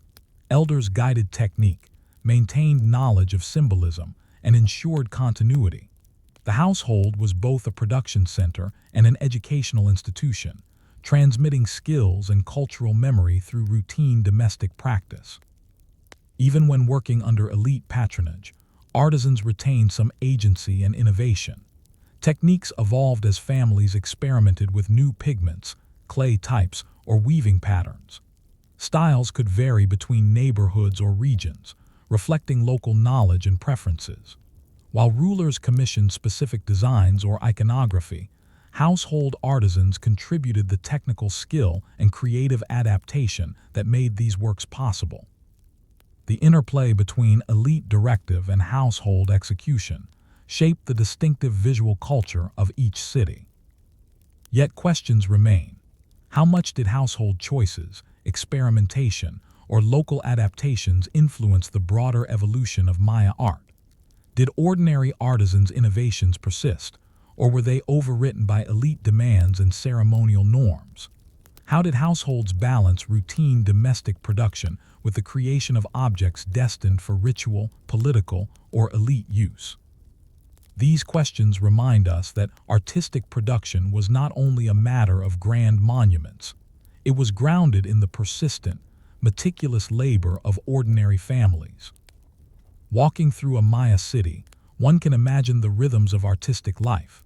Clay being dug and kneaded in household courtyards, pigments ground and mixed for painting murals, cotton fibers spun and woven, small figurines carved and painted, children learning skills under the guidance of elders. Each ordinary action contributed to a visual and symbolic culture that extended from domestic life to temple plazas. The city's aesthetic identity, political symbolism, and ceremonial richness were inseparable from these humble, persistent acts. And yet, a final thought lingers. How much of Maya art, its evolution, motifs, and stylistic diversity, was shaped by households rather than elites? To what extent did the labor, skill, and experimentation of ordinary families define the visual culture that survives today? Reflecting on this, we see that the story of Maya craftsmanship is not only one of monumental stelae and temples, it is the story of households, the quiet, enduring, and indispensable creators of a civilization's artistic legacy. While households produced the raw materials, skill, and labor necessary for Maya artistry, elite patronage shaped the demand, scale, and symbolic meaning of these creations. Kings, nobles, and priests commissioned objects, murals, textiles, and monuments to display authority, commemorate events, and reinforce ritual life. Yet even within this hierarchical framework, ordinary households were indispensable nodes in complex artistic networks, connecting domestic labor to citywide visual culture and interregional trade. Elite patronage functioned as both a directive and incentive. Families producing ceramics, figurines, or textiles for temples and royal households were rewarded with food, protection, or social recognition. In return, they were expected to meet specific technical, aesthetic, and symbolic standards. These commissions often required careful planning, sourcing rare pigments, weaving intricate patterns, or mastering iconographic motifs. Household artisans developed specialization over generations, producing work that met ceremonial, political, and social expectations while maintaining traditional techniques. Households were also involved in the preparation and transport of crafted goods. Large-scale murals, carved stele, or ceremonial pottery required the coordination of multiple households to prepare pigments, shape clay, and transport finished objects to temples or plazas. Neighborhoods often acted collectively, pooling labor, materials, and expertise to fulfill elite demands. The urban landscape was shaped not only by monumental architecture, but by the coordinated activity of households, sustaining a continuous production pipeline. Trade amplified the impact of household artistic labor. Maya cities were embedded in regional networks of exchange, moving crafted goods, pigments, jade, obsidian, feathers, and textiles across vast distances. Households produced locally distinctive items that could be bartered or gifted to neighboring cities, often under the supervision of elites. A painted vessel or ceremonial figurine might travel hundreds of kilometers, linking domestic labor in one city to ritual and political life in another. Household labor was thus both local and cosmopolitan, shaping material culture far beyond its immediate neighborhood. In some cases, households specialized in luxury crafts tied to elite status. Jade carving, intricate beadwork, or ceremonial masks required exceptional skill and long-term training, often maintained within families over generations. While elite patrons dictated specific designs or motifs, household artisans executed the work, making technical mastery and intergenerational knowledge essential to cultural continuity. These artisans occupied a dual role, both skilled laborers and custodians of tradition, mediating between the creative possibilities of domestic craft and the demands of elite ceremonial life. Markets and workshops created additional opportunities for households to participate in cultural exchange. Surplus craft goods, textiles, and small ritual objects could be sold or traded locally, reinforcing social networks and spreading stylistic influences. Even households outside elite patronage contributed to the diffusion of iconography, motifs, and technical innovations. Artistic production was therefore both hierarchical and communal. Elite commissions dictated large-scale projects, while households maintained the daily practice, experimentation, and transmission of skills that made sustained artistry possible. Households also served as educational centers for artistic knowledge. Children observed and assisted with production from an early age, learning techniques, materials, and symbolic meanings embedded in craft objects.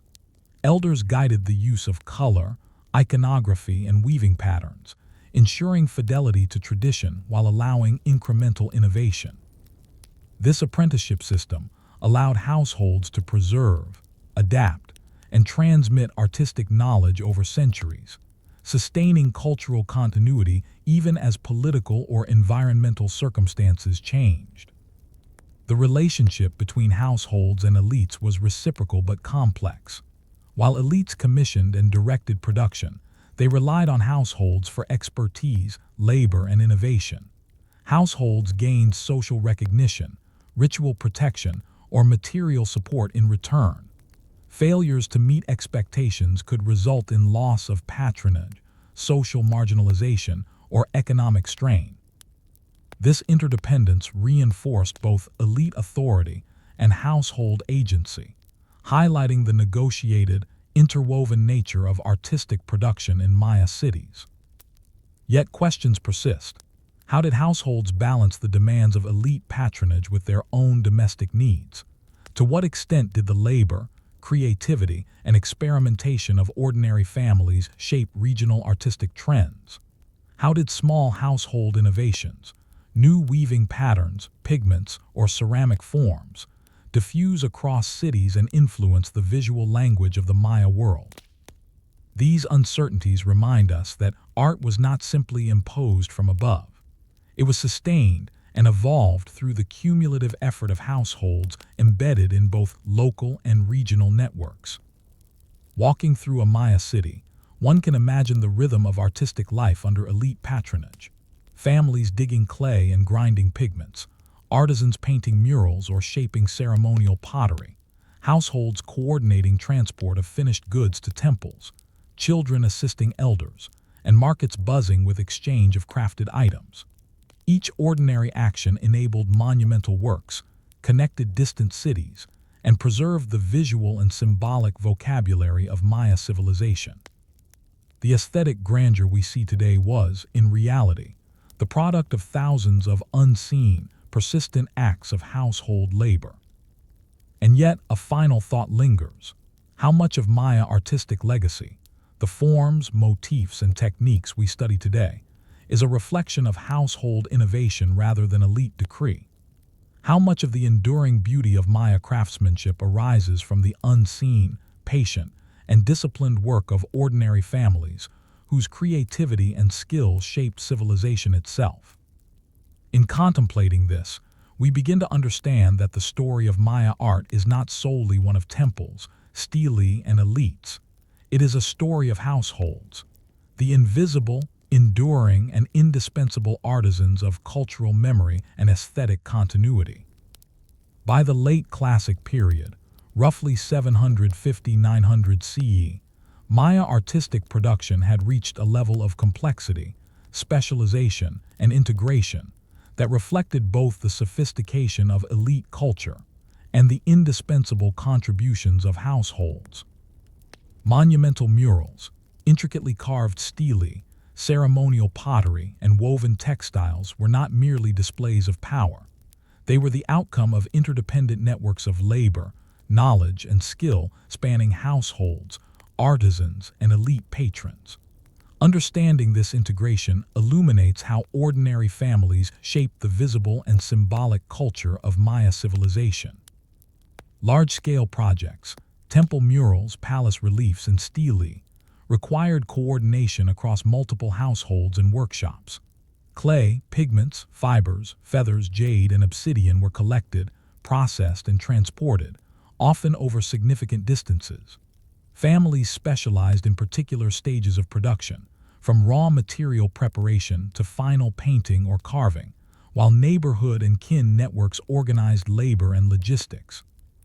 Monumental works, while commissioned by elites, could not have been realized without the persistent, invisible contributions of households, maintaining both craft knowledge and production capacity. Households were also central to ritual and ceremonial aspects of artistic expression.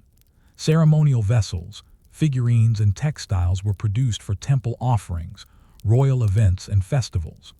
Ordinary families prepared these items with precision, embedding symbolic meaning into every object. By doing so, they connected domestic labor to public ritual, making households co-creators of the city's spiritual and civic life. Art and religion were intertwined, sustained by household participation across generations. Intergenerational transmission of knowledge ensured continuity and resilience. Children learned pottery, weaving, carving, and pigment preparation from elders, maintaining stylistic conventions while incorporating incremental innovation. Techniques, motifs, and symbolic meanings persisted because households preserved and adapted them. Even as political fortunes shifted or cities declined, the household-based knowledge networks ensured the survival of artistic traditions, highlighting the enduring power of ordinary labor in shaping civilization. Trade networks extended the impact of household artistry beyond local neighborhoods. Ceramics, textiles, figurines, and ornaments produced by families could circulate between cities, linking communities across regions. These networks allowed local innovation to influence distant artistic traditions, demonstrating that households were not only maintaining culture, they were actively shaping regional aesthetic and symbolic landscapes. The creative labor of families had both immediate and far-reaching consequences. Elite patronage amplified the visibility and significance of household artistry. Kings and nobles commissioned works to commemorate victories, celebrate ritual cycles, or assert authority. Yet these commissions depended entirely on the labor, skill, and knowledge preserved in domestic workshops. The relationship was reciprocal. Elites provided resources, status, and protection, while households ensured that the symbolic and technical requirements of each commission were met. Artistic expression was thus a co-created enterprise, sustained by negotiation, obligation, and collaboration between households and elites. Even under elite control, households retained agency and innovation.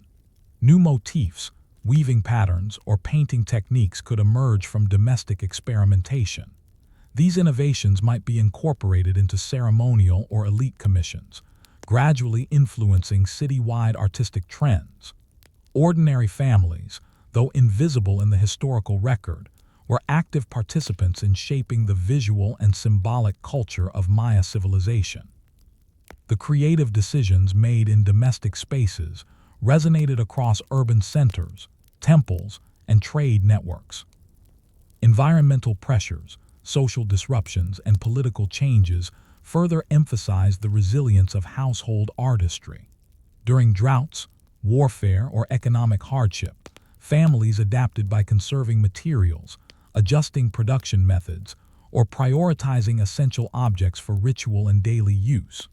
Their persistence ensured continuity of artistic traditions, even when the grandeur of temples or monuments faced interruption. Household labor was both practical and symbolic, sustaining the city's aesthetic and cultural identity through adversity. The culmination of Maya artistic expression, therefore, was inseparable from household contributions. Monumental architecture, stelae, murals, and ritual textiles were visible symbols of civilization, but they depended on invisible domestic labor, technical knowledge, and intergenerational expertise. Ordinary families were the scaffolding of artistic culture, enabling elites to project power, sustain ritual life, and preserve visual identity. The achievements of Maya art were not simply elite accomplishments. They were collective creations rooted in daily domestic effort. Walking through a Maya city, one can imagine the rhythm of household artistic life. Clay being dug and kneaded, pigments ground, fibers spun and dyed, figurines carved and painted, ceremonial textiles woven, and children apprenticed under the guidance of elders. Each action, humble, repetitive, and persistent, was essential to creating the city's cultural and spiritual landscape. The visible beauty of Maya civilization was built upon this quiet, enduring labor. And yet, one final question remains. How much of the aesthetic and symbolic identity of Maya civilization was truly shaped by the choices, skill, and creativity of households rather than the dictates of elites? How did the cumulative labor of ordinary families influence artistic evolution, cultural memory, and the enduring legacy we study today? In contemplating this, we recognize that the story of Maya artistry is not just one of kings, temples, and monumental works. It is the story of households, the unseen, resilient, and indispensable creators of civilization's visual and symbolic heartbeat. Story 9. Maya urban planning and domestic architecture, households as the foundation of city life. When we imagine a Maya city, we often picture monumental pyramids, grand plazas, and towering temples. Yet these iconic structures existed alongside, and because of ordinary households, which formed the backbone of urban life. Households determined the layout of neighborhoods, influenced the use of public space, and sustained the social and economic fabric of the city. To understand Maya urbanism, one must look beyond elite architecture to the quiet, everyday labor of domestic life. Maya cities were not centrally planned in the modern sense but grew organically, reflecting geography, resources, and social organization.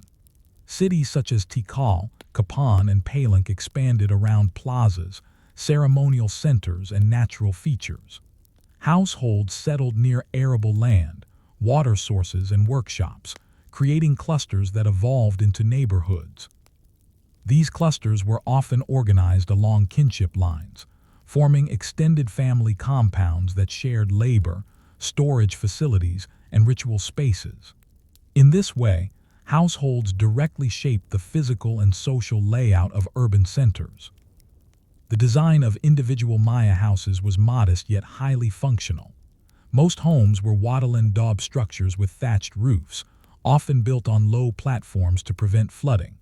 Single or multi-roomed, houses contained hearths, storage areas, sleeping spaces, and small altars for domestic ritual. Household compounds frequently included gardens, courtyards, and work areas for pottery, weaving, and food processing.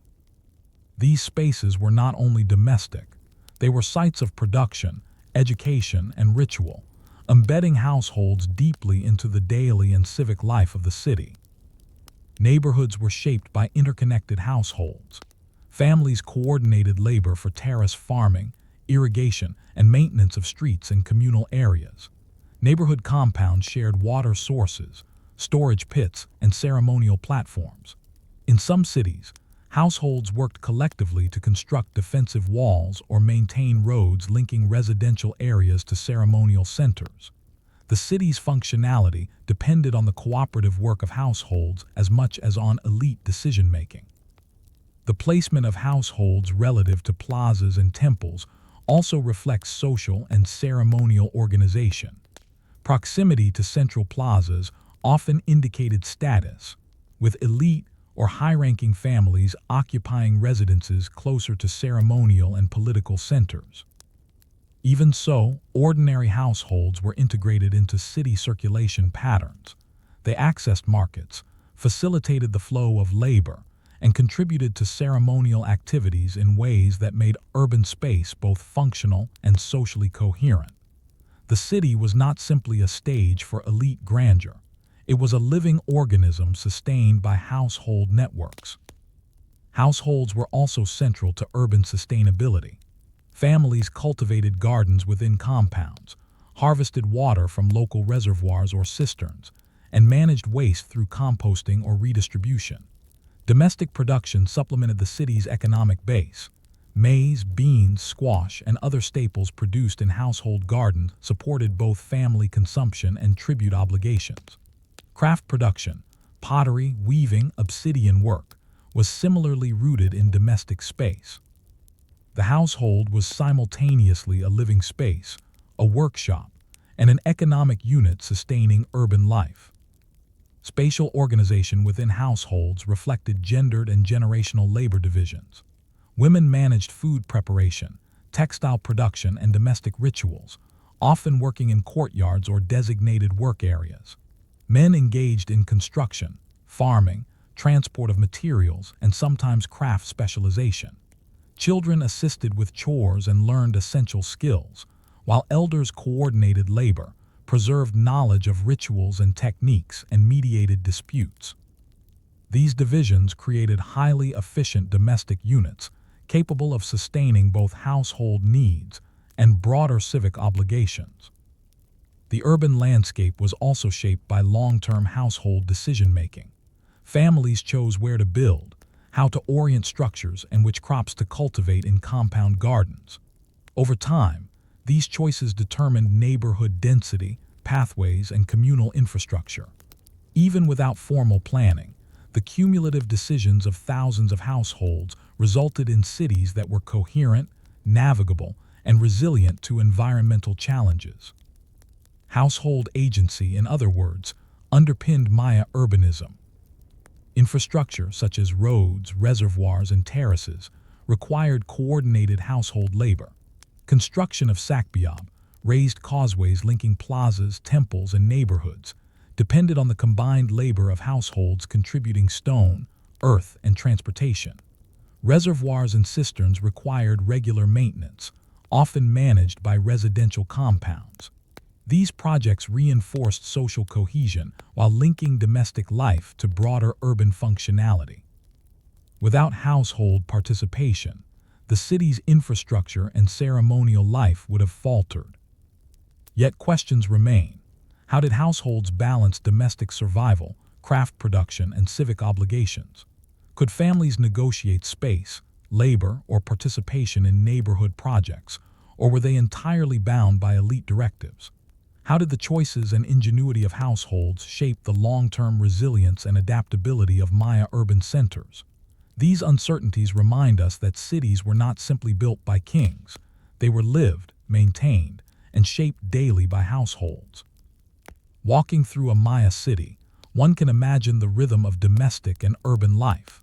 Women grinding maize in courtyards, children helping tend gardens, men transporting materials for terrace repair, families coordinating labor to maintain roads and water systems, and elders overseeing the household and neighborhood. Each ordinary action contributed to city functionality, ceremonial readiness, and social cohesion. The visible grandeur of plazas and temples rested upon this quiet, persistent foundation of domestic labor. And yet, a final reflection lingers.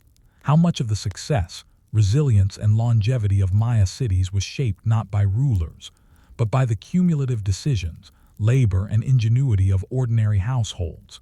In contemplating this, we see that the story of Maya urban life is not simply one of monumental architecture. It is a story of households, the unseen, enduring, and indispensable architects of civilization itself. While households form the foundation of Maya urban life, elite planners and rulers influenced city layout, infrastructure, and ceremonial architecture, creating a complex interplay between domestic agency and centralized authority. Temples, palaces, plazas, and sacbiab causeways were strategically located, but their functionality and sustainability relied on the labor, knowledge, and adaptability of ordinary households. In other words, elite vision could not succeed without household participation.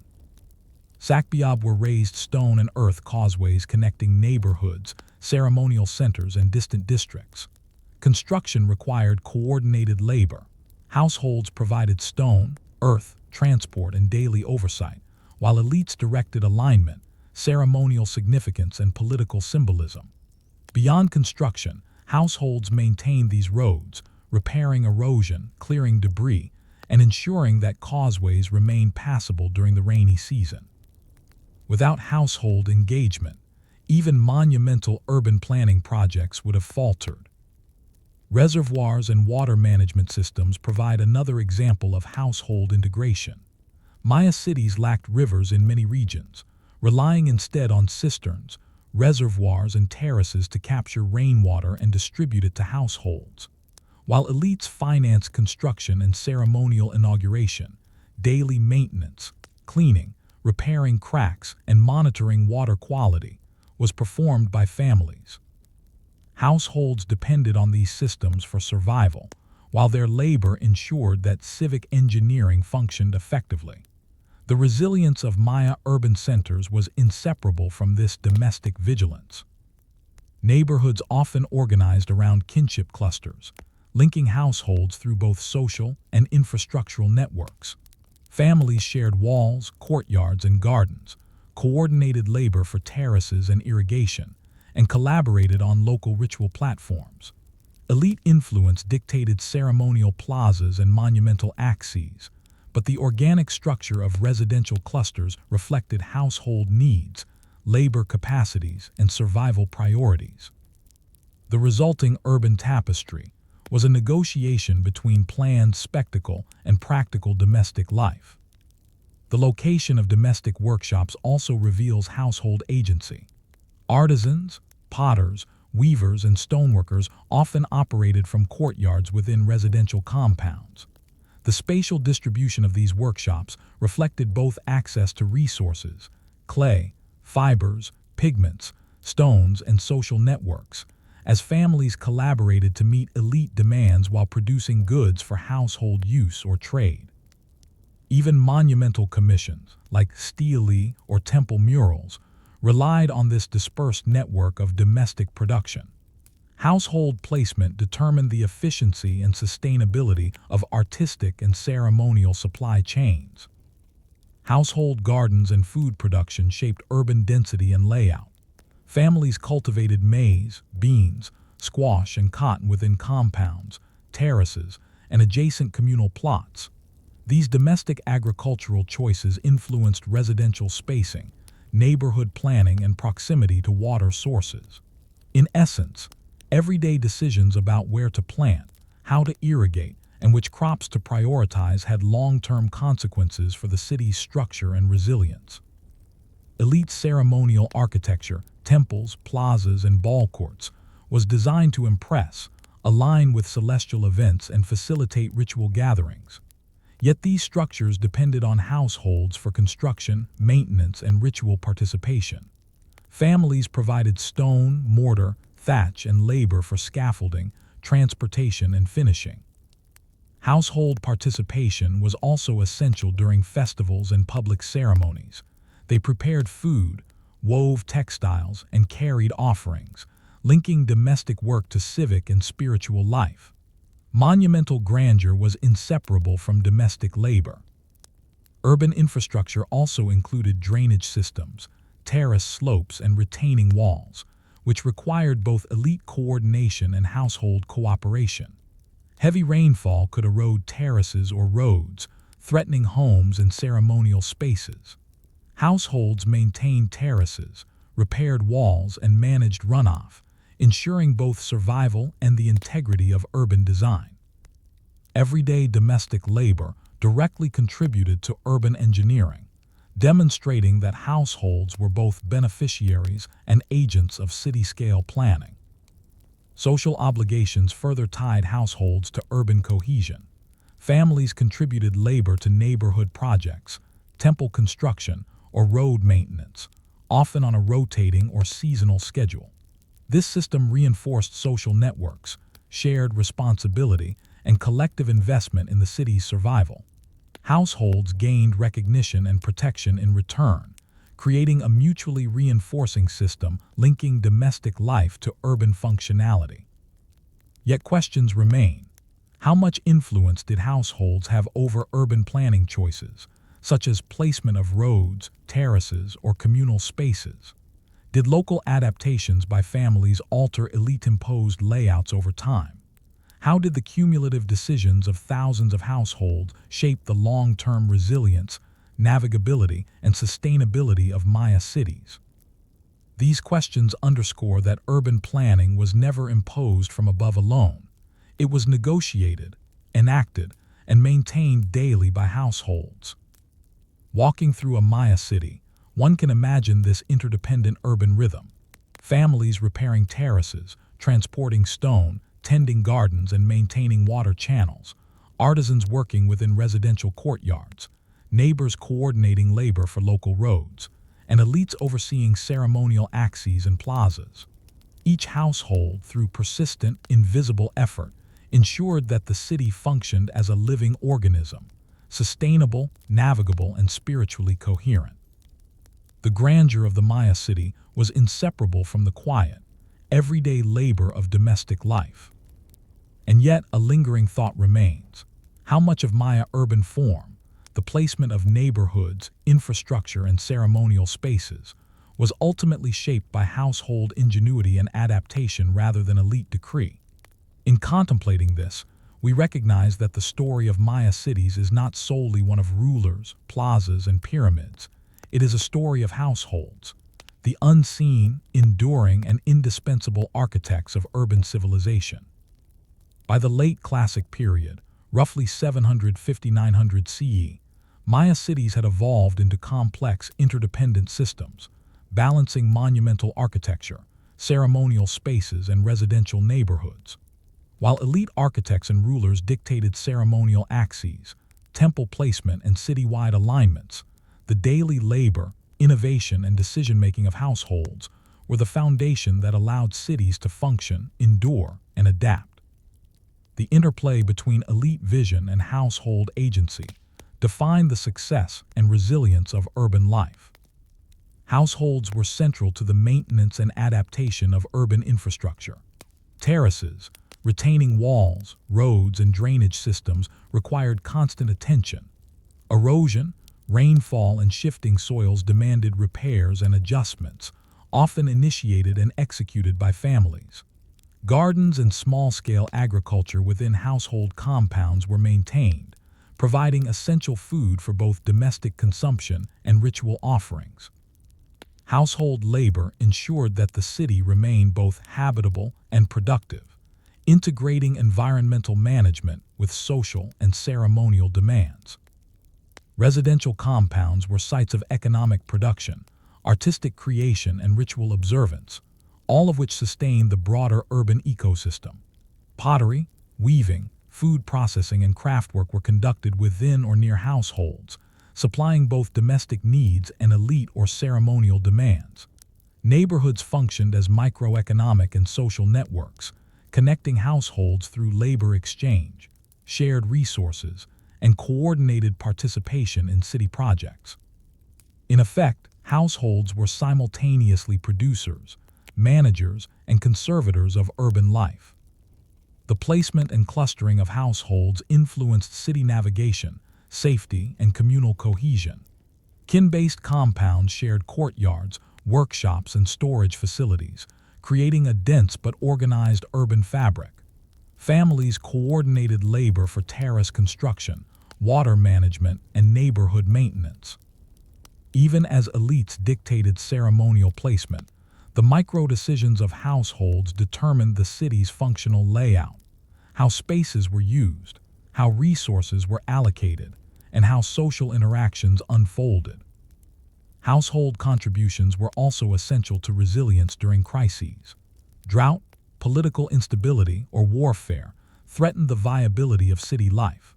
Families adapted by reallocating labor, rationing resources, and prioritizing essential infrastructure maintenance.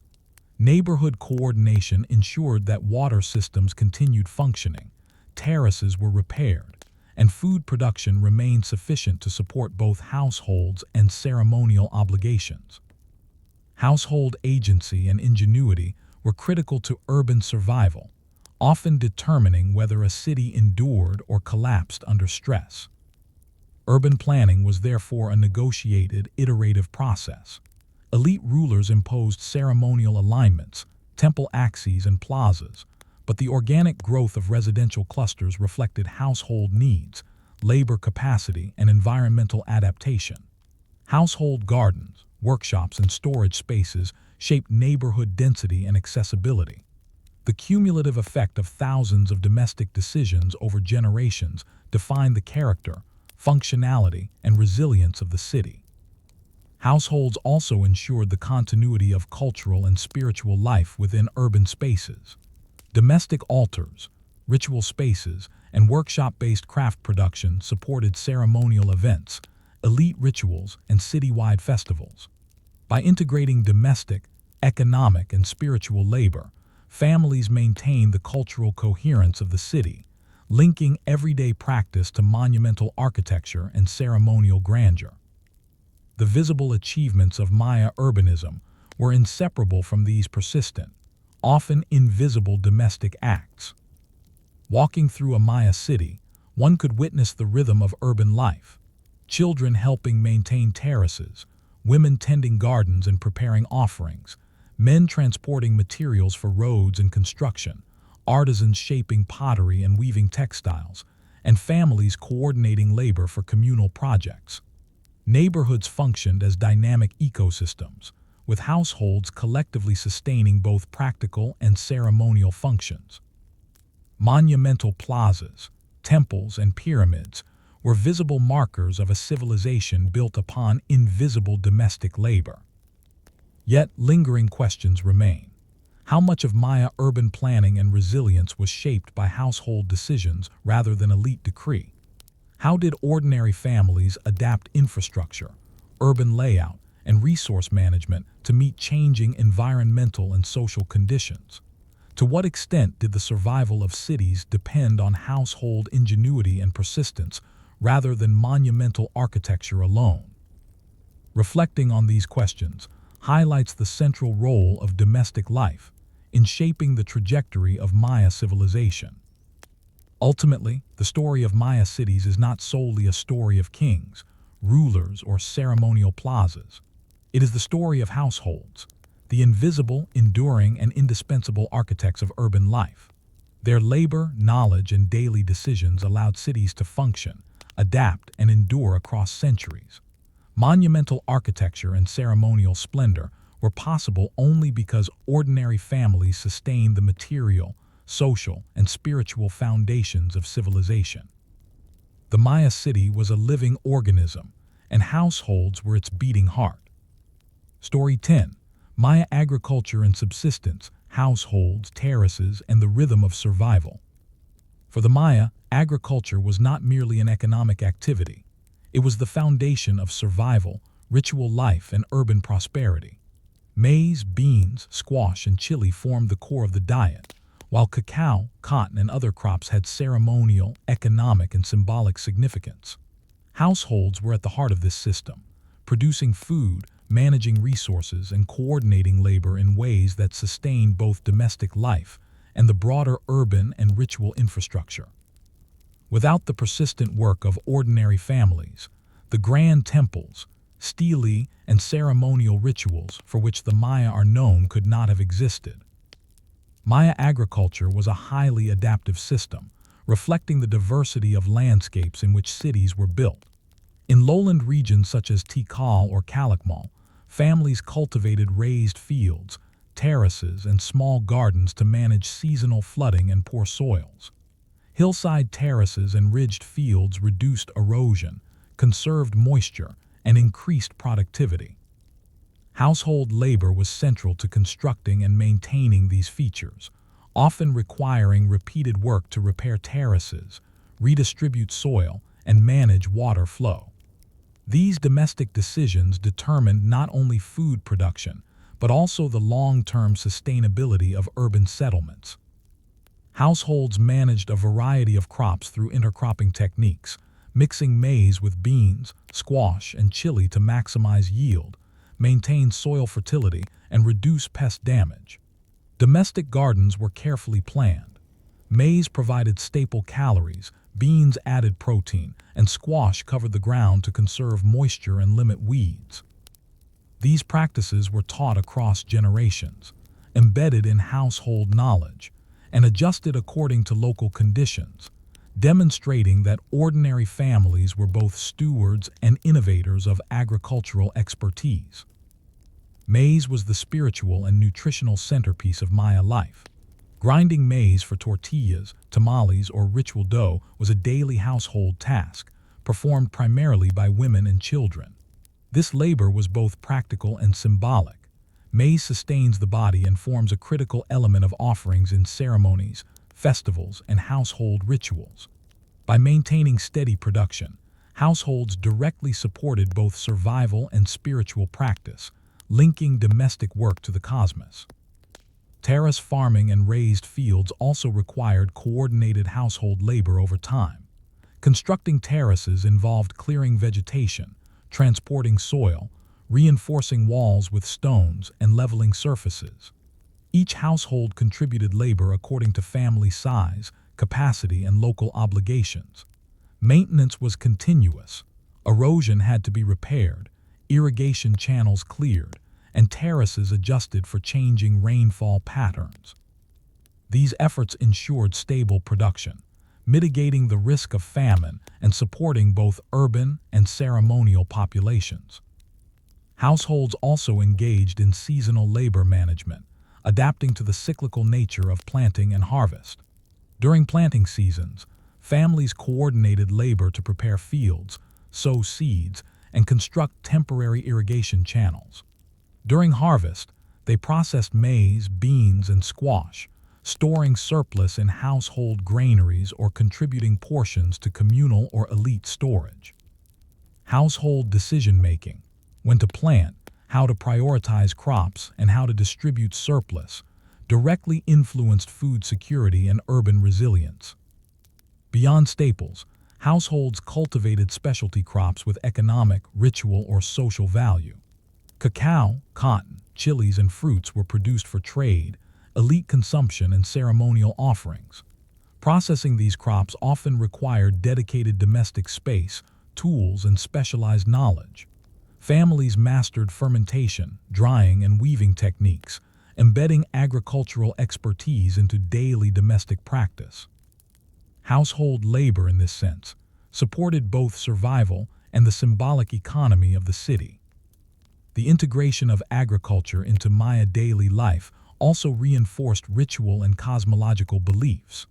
Certain planting and harvesting dates were determined by celestial observation and ritual calendars. Households aligned agricultural work with these sacred cycles, performing offerings, planting rituals, or ceremonial observances to ensure fertility, rain, and cosmic favor. Ordinary domestic labor thus had profound spiritual significance, connecting households to both city-scale rituals and the perceived cosmic order. Yet questions remain. How much autonomy did households have in choosing crops, adjusting techniques, or managing labor, versus obligations imposed by elites or communal norms? Did domestic experimentation with agricultural methods influence citywide food security and ritual practice? How did the knowledge and labor of ordinary families shape the resilience of Maya agriculture over generations? These uncertainties highlight that the survival of the Maya was not solely the result of elite planning or monumental infrastructure. It depended on the persistent, skilled, and adaptive labor of households. Walking through a Maya settlement, one can imagine the rhythm of agricultural life. Women preparing fields and planting seeds, children assisting with weeding and harvesting, men constructing terraces and maintaining irrigation channels, and families coordinating storage and distribution of surplus. Each ordinary action contributed to the stability of the city, the sustenance of urban populations, and the continuation of ritual life. The grandeur of Maya urbanism, its temples, plazas, and festivals, was rooted in this quiet, essential domestic labor. And yet, a final reflection lingers. How much of Maya civilization's success and endurance relied on the daily choices, labor, and ingenuity of households, rather than on kings, temples, or monumental engineering alone?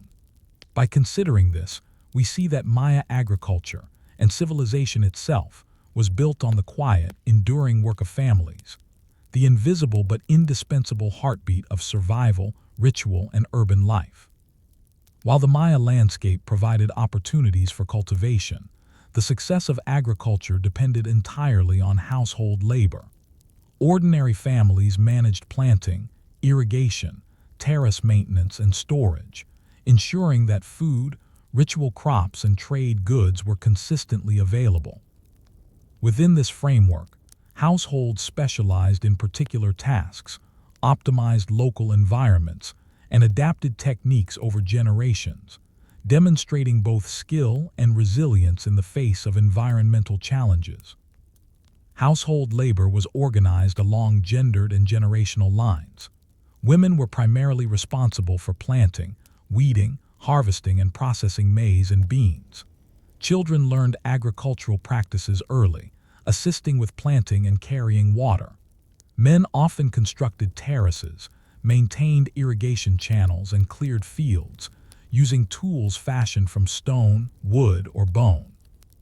Elders guided agricultural calendars, coordinated labor, and ensured adherence to both ritual and practical protocols.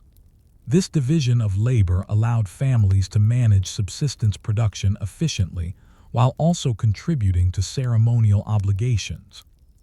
Terracing and raised fields exemplify household ingenuity and adaptation. Maya lowland soils were often thin and prone to erosion, while hillsides required careful management to prevent landslides.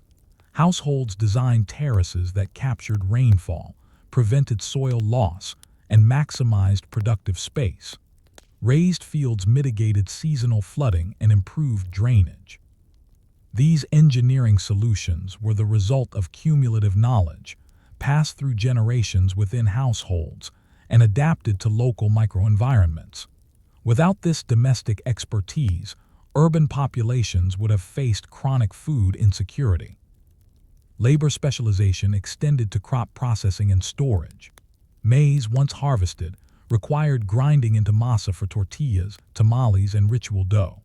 Beans, squash, and chili were dried, stored, or prepared for both household consumption and ritual offerings. Families maintained granaries, pits, and elevated storage platforms to preserve surpluses. Specialized tools, grinding stones, storage containers, and drying racks, were often maintained within households. These tasks may have seemed mundane, but they were essential to sustaining urban populations and ceremonial life. Environmental adaptation was a constant concern. Drought, variable rainfall, soil depletion, and occasional flooding forced households to adjust planting schedules, diversify crops, and innovate water management techniques. Knowledge of local soil conditions, rainfall patterns, and seasonal variation was embedded within the household. Families experimented with planting densities, crop rotations, and companion planting, ensuring both productivity and long-term sustainability. These practices reflect a deep understanding of ecological management, developed and preserved within domestic contexts. Households also played a role in ritualized agriculture, linking food production to spiritual beliefs. Planting, harvesting, and storage were accompanied by offerings, prayers, or ceremonies at household altars. Maize was considered sacred. Its growth and consumption were intertwined with cosmological narratives. By performing ritual acts alongside cultivation, households reinforced both spiritual and practical continuity, ensuring the favor of deities and the health of crops. This integration of ritual and subsistence highlights the centrality of households in maintaining the balance between survival and spirituality. The coordination of household labor extended beyond individual families to neighborhood and communal networks.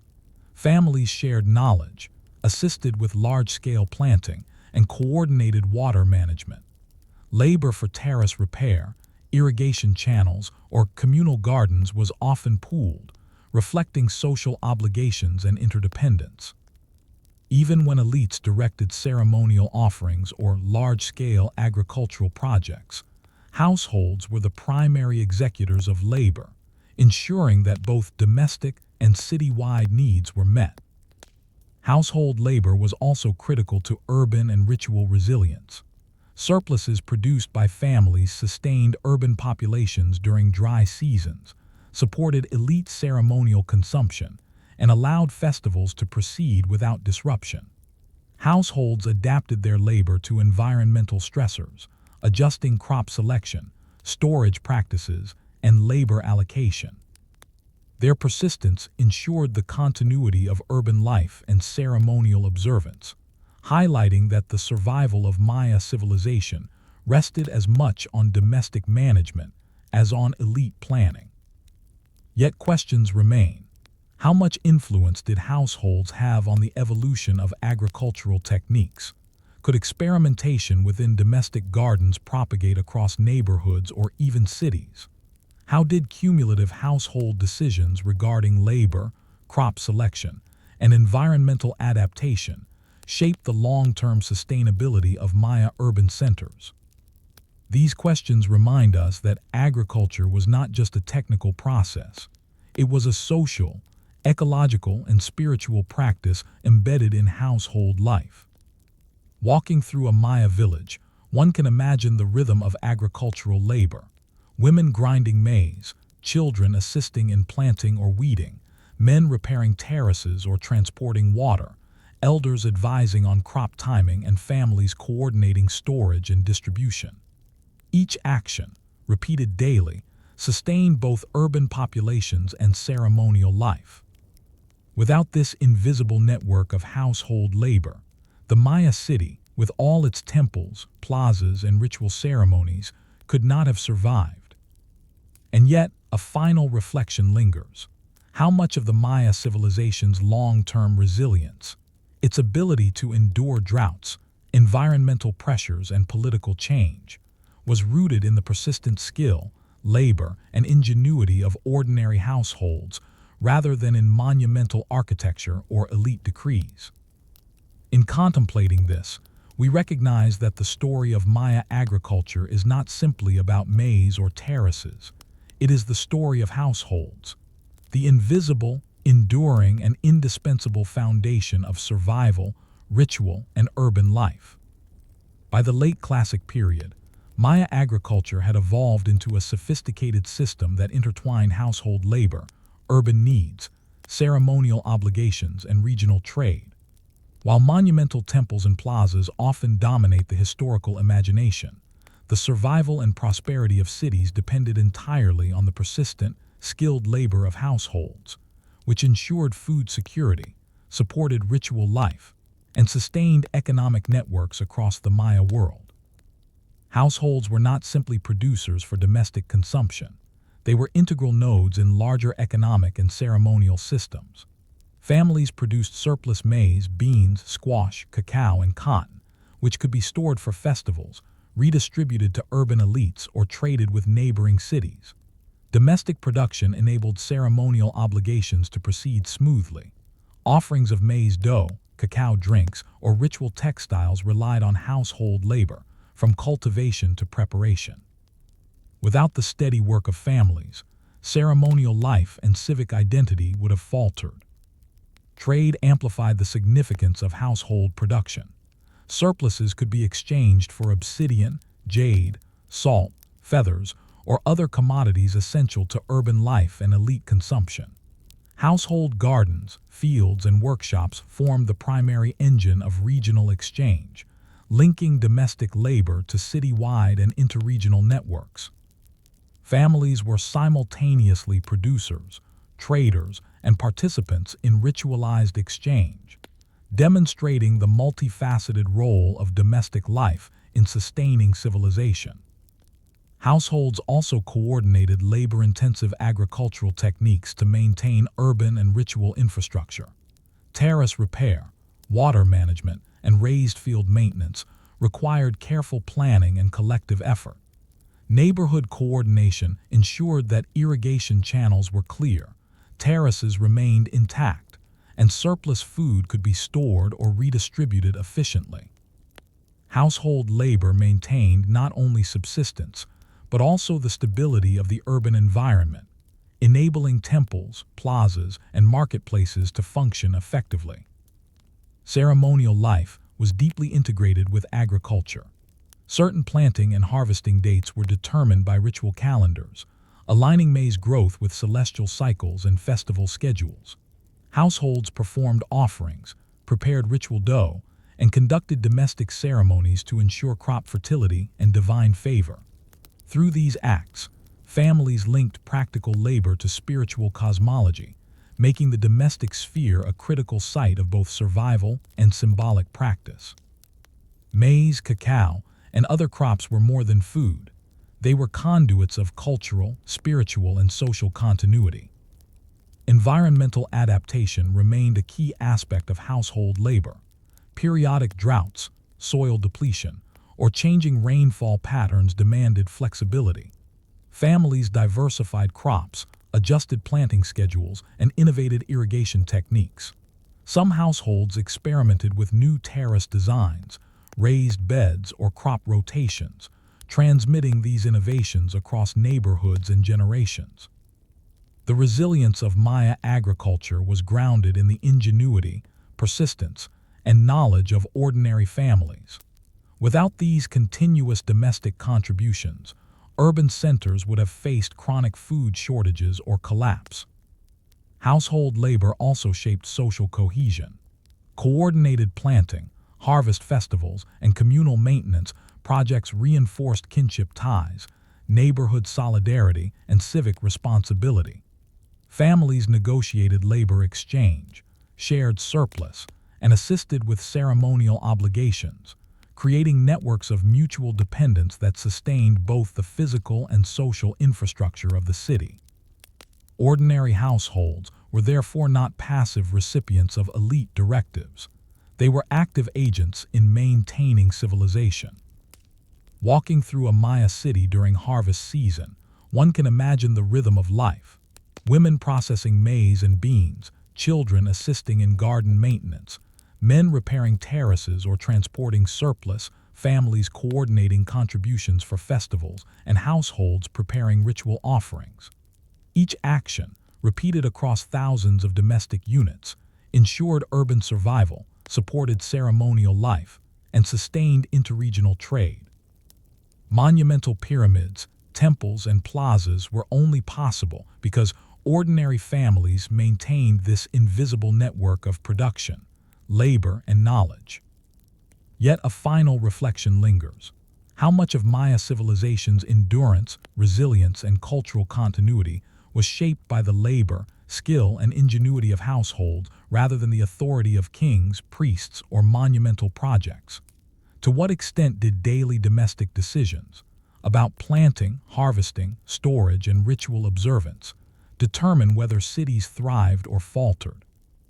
Contemplating this reveals that Maya subsistence strategies were not merely practical. They were the lifeblood of civilization, sustained by ordinary families whose persistent labor enabled the extraordinary achievements we remember today.